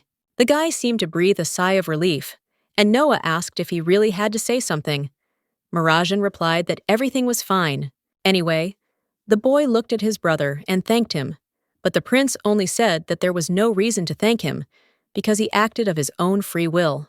Mirajan at this point decided to inquire a little. He assumed that his brother was also interested in Ashtarte. After thinking for a moment, Noah said that he was interested in her in his own way. The boy laughed, saying that she had attracted the attention of many. Then looking at the headmaid, Mirajan asked if she agreed. Yes, this is the same senior maid who works for the high priest, and her name is Medina Inklin. One way or another, the prince looked at the girl in surprise and asked her to raise her head higher. He asked if he was correct in his understanding that she was in charge of supply chain and product management and budget allocation. The woman replied that he was correct. At that moment, the guy put the documents on the table and said that the budget statement of the Empress's palace had fallen into his hands. After pointing out some points, he said that there were some things that raised very big questions for him. Like a predator, Mirajan looked at the maid and asked her to answer her questions. Because if she was innocent, then it would not be difficult to answer. The woman was incredibly nervous, but in the meantime, the first question followed. The guy asked if everything written in this statement was true. Medina was horrified because she remembered that the priest had promised to deal with this. And what should she do now? Silence fell over the room. The prince continued to ask the girl in surprise why she was silent. Based on the maid's reaction, he assumed there was a reason why she was having difficulty answering. He slammed the table and asked whether what he saw on the budget statement was true or not. The girl clearly remembered Horiom saying that there was evidence left in the budget statement, and he said that he would deal with it. Medina was incredibly angry, but she was sure that the high priest would not abandon her, just because they were both involved in this. Only because of this, she decided that she should not be afraid. At this moment, the girl turned to His Highness. The girl introduced herself, saying that she had lived her whole life for the palace and Florence. The prince assumed that she was going to beg him. However, the girl began to cry and say that she did not know what was wrong. And anyway, she said that everything on the budget statement was correct, so she didn't understand what happened. At that moment, the prince hit the table with all his might and asked, "Is everything really true here?" The girl continued to answer briefly and clearly, saying that she swears on her honor. Medina assured the princes that she had done nothing wrong. But only the maid knew one detail. If her lie is exposed, they will not limit themselves to simply banishing her from the palace. They will lock her in the dungeon for the rest of her days. And yet the girl continued to stand her ground, because she knew that she simply could not retreat. In any case, her fate was in the hands of the high priest. However, at that very moment, her words of joy were heard. The prince assumed that it seemed to be true. He said that her work was too perfect, that he did not believe it at first, but decided that he should praise her diligent and long service. He asked her not to worry. Medina told him that she would not dare, and to hear such words from the prince was a real honor for her. Only Mirajan continued to say that if the headmaid was so hard-working, she should know that disrespecting the imperial family would at best cost her hanging. The girl at that moment turned pale and was whiter than anything white. She did not understand what the prince meant now. However, Mirajan told her that she could go. The girl bowed and asked for forgiveness. At this moment, the girl was about to leave the room, but a loud noise was heard behind her. Turning her head, she noticed Noah, who apologized to his brother, saying that the teacups were too fragile lately. The boy asked in confusion if his brother's hand was okay, to which the prince replied that everything was fine. However, at this time, Medina was horrified, because she realized for sure that Prince Noah had broken this cup on purpose. And yet, after a few moments, the girl left the office and the feelings mixed together. Somehow, she managed to understand something for sure. She was absolutely sure that Princes Noah and Mirajan wanted to tell her not to do stupid things. The girl didn't really want to compare, but she still understood that next time it could be her in place of the cup. She instantly began to move away from this place. Meanwhile, Mirajan was very disappointed, because everything was as Medina said. In the budget statement, everything was correct. If we speak correctly, then everything was too perfect. He was absolutely sure that someone had deliberately fixed everything. The action at this time shifts to the knights, who were surprised to tell the captain that this was wrong. The boys were puzzled and asked if he was just going to leave. They all hoped that it wasn't true. However, Ashen declared that Vice Captain Alec would be their leader. The guy began to stutter in bewilderment. The guy was in shock and didn't even know how to describe his emotions, because even though he was the captain, and still he asked not to leave, and if he leaves, he must tell why. They assumed that he would marry a beautiful girl. At the very least, they asked him to reconsider his decision regarding Alec, but Ashen replied that he had served under him for a long time, which meant that they were all true knights. Ashen looked at them and said that knighthood would not fall just because he was not with them. So he asked everyone to take care of themselves and not forget about hard work. Looking at Lucas, the guy also added that he was now the vice captain. The guy, confused, began to ask what he was going to do if he was leaving them. The guy smiled and said that there was one aristocrat he would like to protect. After some time, he came to the prince's office with a letter. Mirajan looked at the envelope in surprise and asked what it was.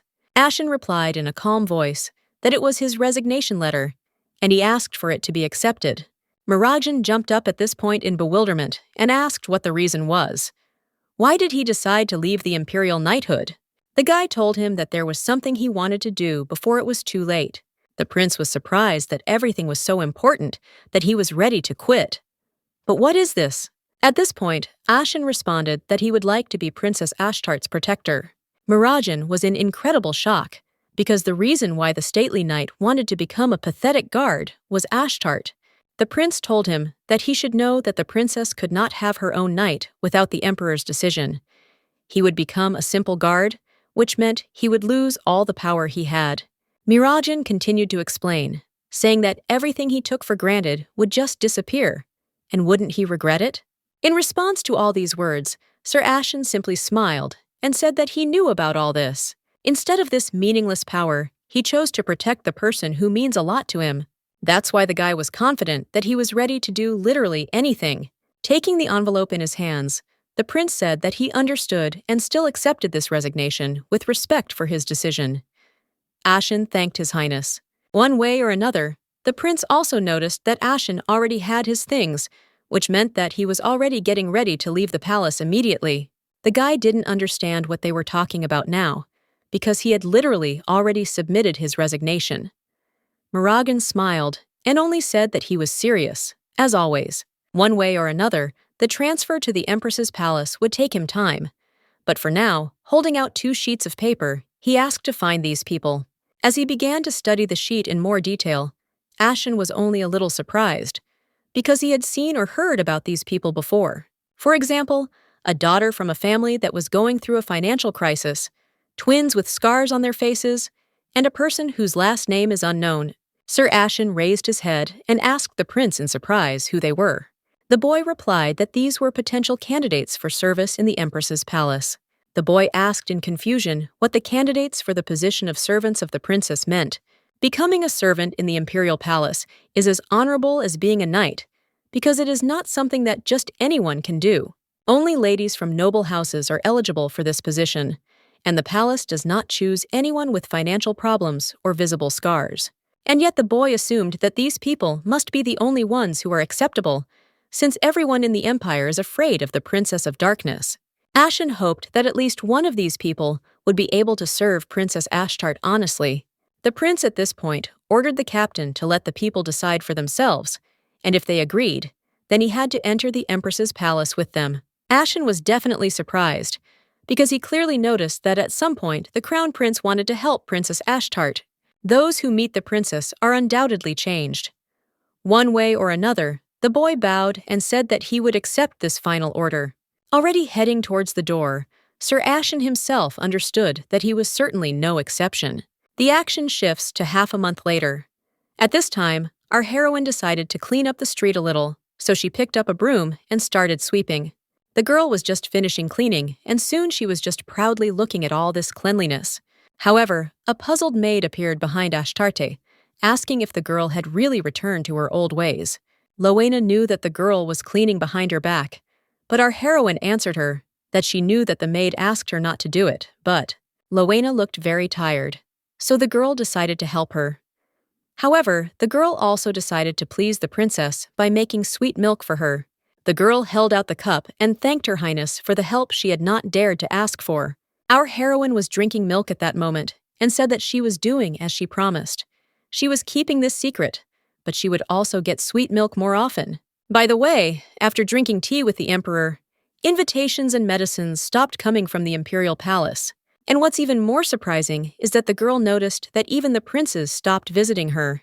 And in fact, our heroine was only glad about this because finally it became calm. But the next day, something happened that the girl certainly could not have expected.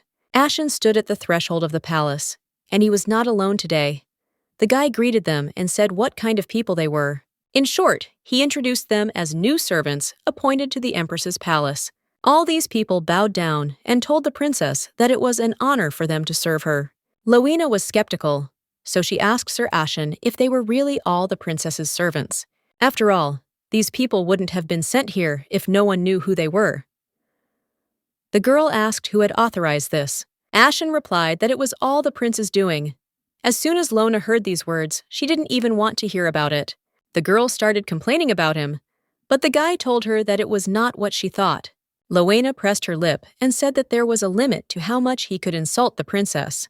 At that moment, all the guests who had come to the princess's door lowered their heads, realizing that they would most likely go back. Nevertheless, our heroine joyfully began to greet them and say that her name was Ashtart. Rowena was shocked that the princess had destroyed her entire plan, but the girl began to communicate with everyone who was unfamiliar to her. Anyway, everything seemed fine. And what's more, all these girls applied voluntarily. Rowena, of course, was shocked by what she heard, and Ashen at that moment asked her if she could accept them now. The girl said she didn't like it, but she couldn't continue to take care of the princess alone. Anyway, there was something else that interested her. Looking at Ashen, the girl asked in confusion why he was dressed like that. Just at that very moment, the boy knelt down and turned to the princess, saying that he would like to inform her that from this day on, he would be her personal guard. Both Ashtart and Lona were shocked by what had just happened before their eyes. After some time, the girl asked him what about knighthood, to which the guy replied that everything would be fine with them without him, so there was no need to worry. The boy looked at the princess and said that he wanted to serve her, and it was his own decision, so he asked her not to blame himself. However, Ashtart didn't know for sure if it was okay to just give up the position of knight captain because of her. The girl began to ask herself questions. Would he be offended? And if he couldn't come back, even if he wanted to, would she be able to look him in the eye? Only at that moment, the guy turned to the princess and asked for forgiveness for his impudence. But still, his choice was the best decision in his life. He was glad that he would be the guard who would protect her from all dangers. That is why he assured the girl that he would never regret deciding to serve her. Never. At this time, Rowena thought that she could trust Sir Ashen, but she didn't know for sure about the servants. In any case, the girl decided that she could send them back if they did not do their job well. At this point, the princess bowed down and said that from now on, she would be under his care, and now she asked if she could be free. The guy smiled and said that she shouldn't worry. The girl immediately stood up and headed towards the others. However, at that moment, Ashen seemed to read the maid's thoughts and asked to give those girls a chance. In any case, she could have stayed on the princess's side of her own free will. The girl sighed heavily and said that it was so, but she was still asked about it. The action moves forward a few days. An argument broke out on the street, in which the girl, perplexed, said that all this was her work. The new maid at the Empress's palace, Olga, said that she would not dare let the princess's hands get wet. Our heroine, perplexed, said that in that case she could simply help collect water. She couldn't help at all. Nevertheless, the maid thanked her, but said that there was nothing she needed to do. Our heroine sighed heavily at that moment, because this maid was just like Rowena, who fought for her job. By the way, she was the best worker with the softest hands. A thoughtful and calm person with light purple hair. Ashtart understood that she was involuntarily drawn to people with purple features in their appearance, so she would like to get closer to her. After some time, our heroine went back into the palace and immediately smelled a very delicious aroma. She couldn't confuse this smell with anything because it was mashed potatoes. The girl immediately realized that this smell was coming from the kitchen. There were 2 girls in the kitchen. They knew it was almost lunchtime, so they wanted to hurry. One of them asked to put the food on the plates, and she would set them out. They were twins, the youngest of the new servants. The one on the left was called Mona Gerald, and the one on the right was Morgan. Our heroine looked at their faces and asked herself one question that interested her. Where did these scars on their faces come from? Either way, she knew she shouldn't really care about things like that. Ashtart was first and foremost excited about the opportunity to make new friends almost her age. Our heroine decided that she wanted to surprise them and she and Rowena sometimes played pranks on each other. At this point, Moana turned to Morgan and said that she forgot to ask before. Did she put the medicine on her scar? The girl immediately laughed and asked her sister not to be silly, because it had been obvious for a long time. Morgan asked her sister if she still thought that everything would heal if she used the medicine. Moana told her sister that she couldn't know for sure, and she wanted to know why the girl was so pessimistic. The doctor told them that it was good medicine. However, Morgan replied that this miracle cost only 30 copper coins, not even 1 silver coin. She thought it was strange, because quality medicine would be expensive. However, at that moment, Moana started talking about how there was going to be a holy festival soon. Morgan asked what that had to do with them. The girl immediately said that the priests of Sinsabaria would come, and that meant there was hope. She proudly declared that perhaps a doctor using holy magic could help them. Ashtarte realized from this conversation that the sisters were trying to heal their scars with holy magic. Morgan asked her sister in bewilderment if she had forgotten that even their parents couldn't accept them. They said they would rather they died. The girl asked them to think better about why they came to the Empress's palace and finally wake up from their dreams. Morgan sighed heavily and said that this was their reality, and for better or worse, they had to accept it. Our heroine had no idea they were in this situation, but she shouldn't have been eavesdropping. Ashtart decided she needed to leave before she was noticed. Soon, our heroine approached the last place where there should have been another girl. Ashtart was afraid of being interrupted because she was patiently waiting for the right moment. She heard that the last maid is a pharmacist named Veronica. Since her arrival, she has been sitting in the medicine storage room. And by the way, Sir Ashen told her to go to Veronica if she got sick. Ashtart wondered if she would be bothering the girl if she just came. And yet the girl decided to go full speed ahead, thinking that she would just quickly greet her and return, but at that moment, Sir Ashen stood before her. Moreover, he was wounded. The girl asked what had happened. The guy smiled and said that everything was fine, because it was just a small scratch. Ashtart was telling him to hurry up and stop the bleeding anyway. After all, they had a bunch of drugs for this, which His Majesty sent. In fact, the door opened in this way. Inside the building, there was a pharmacist and the new maid, Veronica, who was busy with something at that moment. The girl immediately noticed that she had guests, and also that one of the guests needed help. Taking the medicine, the girl said it would burn a little, but Ashen said it was okay. In that case, you had to endure it for literally a second. Shortly after these words, Veronica turned the bottle of potion over and poured it onto Sir Ashen's wound. In just a moment, the wound closed and all the blood disappeared. It was amazing. Ashtart was amazed that Veronica could make such effective medicines. Sir Ashen at this point asked the pharmacist in surprise if she had really used holy water, to which the girl replied that this medicine was similar to it, but they were different. She explained that it was Erebirk, a medicinal herb used to relieve pain and stop bleeding. Holding out her hand with the medicine, the girl asked if he needed more, to which Ashen replied that this was more than enough for him. Our heroine really liked the medicine that heals wounds, and she immediately came up with a plan. The girl approached the pharmacist and asked if she could borrow this potion for her. Within moments, our heroine was running back to the palace, hoping that it would help them. At this moment, Veronica was watching the princess and said that she was very different from the rumors, because people say that she is an evil person.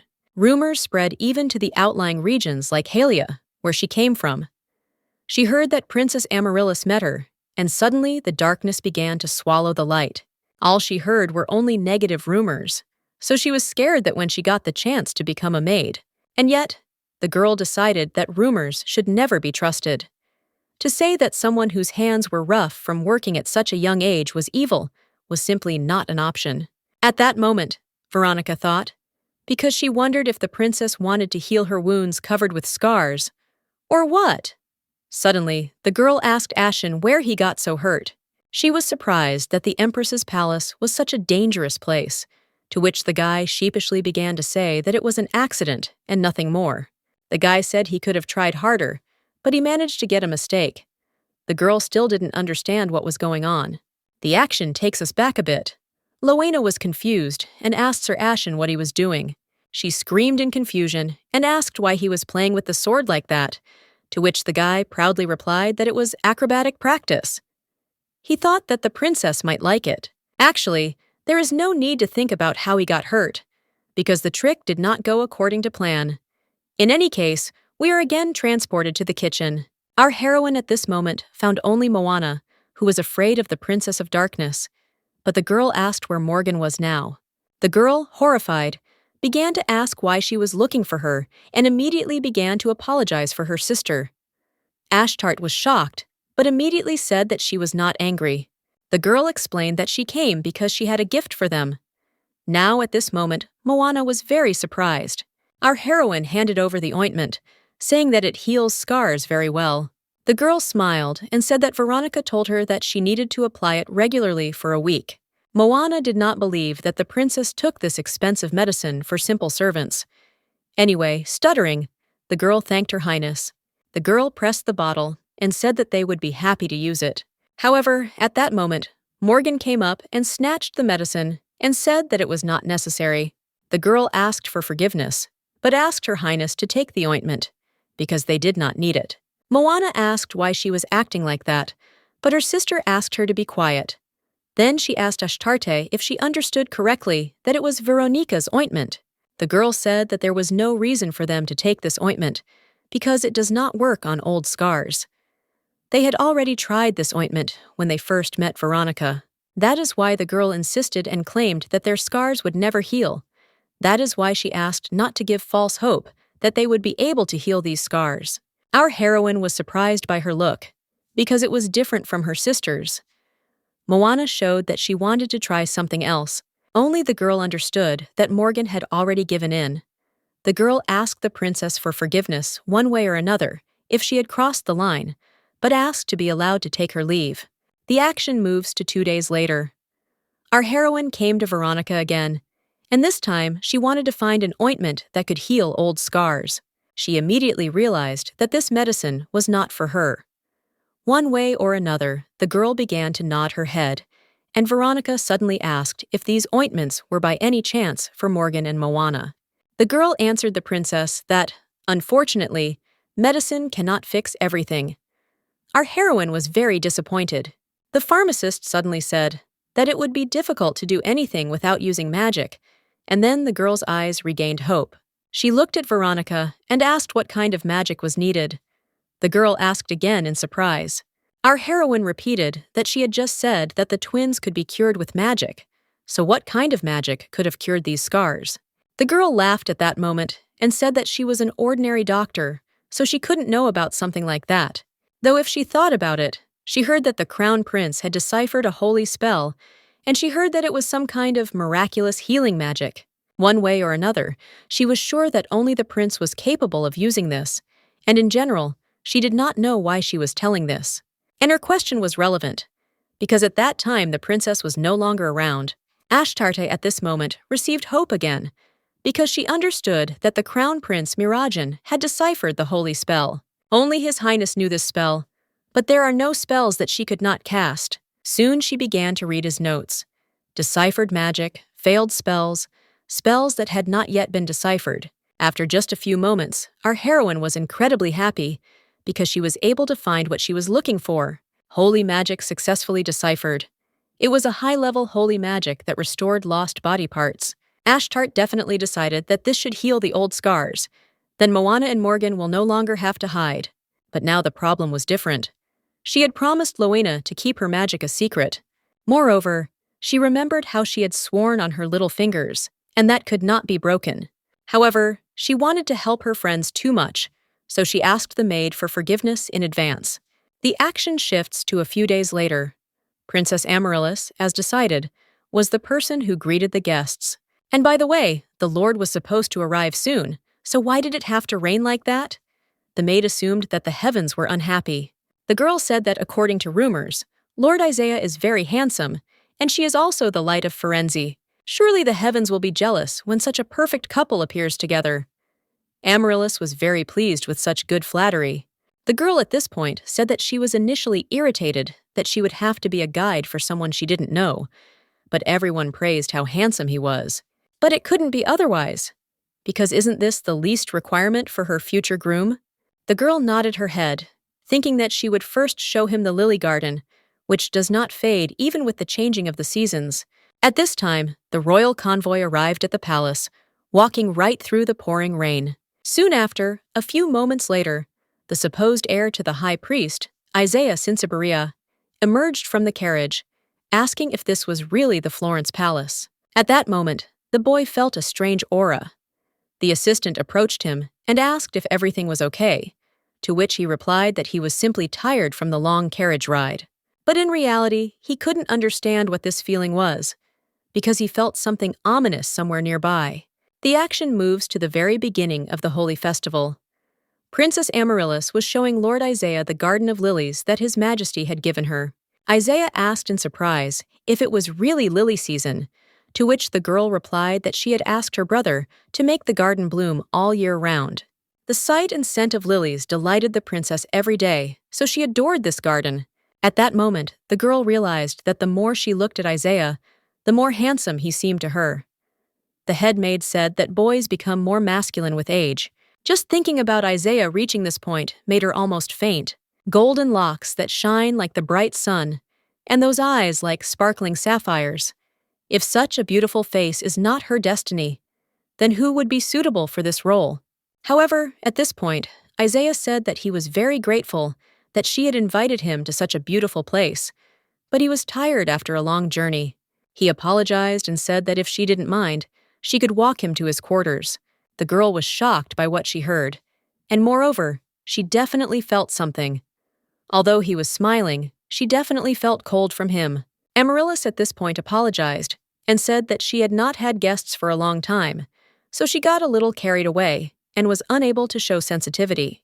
The guy at that moment said that everything was quite the opposite. He was embarrassed that he was not able to properly take care of his condition. The girl smiled and said that she would immediately take him to the chambers, and he needed to follow her. Soon people approached His Holiness and asked if everything was okay. The boy replied that he had a bad feeling. His assistant immediately began to assume that it was all because of the lily garden. Was it really worth cleaning it out? However, he said that he did not talk about the garden. And although it bothered him to go against nature for the sake of his desires, and he is proud of it, because the flowers lose their naturalness and beauty. Somehow, Isaiah wondered if she was the light of Firenze. He could not understand the meaning of the words of the Lord from the prophecy that the high priest received. In any case, the action is transferred to the same evening. The guy was lying in his chambers and understood that sleep did not want to visit him at all. With each passing moment, he realized that he could no longer stay here, so he decided to go out for a walk. On his way out, his people met him and asked His Holiness where he was going at such a late hour. The guy replied that he wanted to take a walk and that he didn't need to follow him. As soon as Isaiah left, the guys began to discuss among themselves in bewilderment what was going on with him all day. And at this time, the guy came out of his chambers and saw in front of him a palace, which most likely belonged to Princess Amaryllis. The guy looked towards this palace and assumed that he should not go there. Ever since Princess Amaryllis became famous as a star of light, he had been looking forward to meeting her, and in appearance, she really does look like the goddess of light from the legends. But after meeting the princess, he felt like she was something that shouldn't exist at all. Anyway, while Isaiah was exploring the area, he climbed into the same place where Noah liked to sit. To his surprise, the guy saw another palace in front of him, although no one had told him about it. At the same time, our heroine was walking down the corridor, and for some reason unknown to her, her stomach hurt. There was still an assumption, though. Perhaps she had indigestion after dinner. Or it could have been because she was thinking too much. Our heroine literally couldn't even eat in peace because of her worries. The girl knew that she could heal their scars, but she couldn't break her promise, so she talked herself out of it. In any case, she needed to find Veronica's room, because she should have some medicine for indigestion. Nevertheless, our heroine was like a magnet for other people's conversations, and the kitchen once again became an active discussion area. Our heroine heard the words about scars and immediately realized that they were twins, when suddenly Moana's scream was heard from there, saying that her sister was stupid. The girl asked her sister why she was taking away her hope. Why couldn't she hope that all the scars would heal? Morgan still asked to stop it, but Moana said that she couldn't accept it as easily as she did. The girl cried, saying that if she didn't care, then she was in despair. Ashtart overheard their conversation and was shocked that the girls were rejected by their own family because of their scars. However, at that moment, Morgan's voice was heard screaming, saying that she also wanted those scars to disappear. The girl wanted a normal life like everyone else. She wanted her sister to get better. But the more she tried and wished, the more she realized that this would never happen. Morgan cried, saying that all these empty hopes only made things more difficult for them. Our heroine was shocked, because for the first time she noticed Morgan crying, although she could not even imagine that she could do that. After all, she was always a girl without fear and showed her scars without even trying to hide them. But nevertheless, the girl said that she wanted these scars to disappear, and even better if she herself disappeared. Just at that moment, the door to their room opened. The girls looked at the princess in bewilderment. In turn, our heroine told them that she could rid them both of their scars.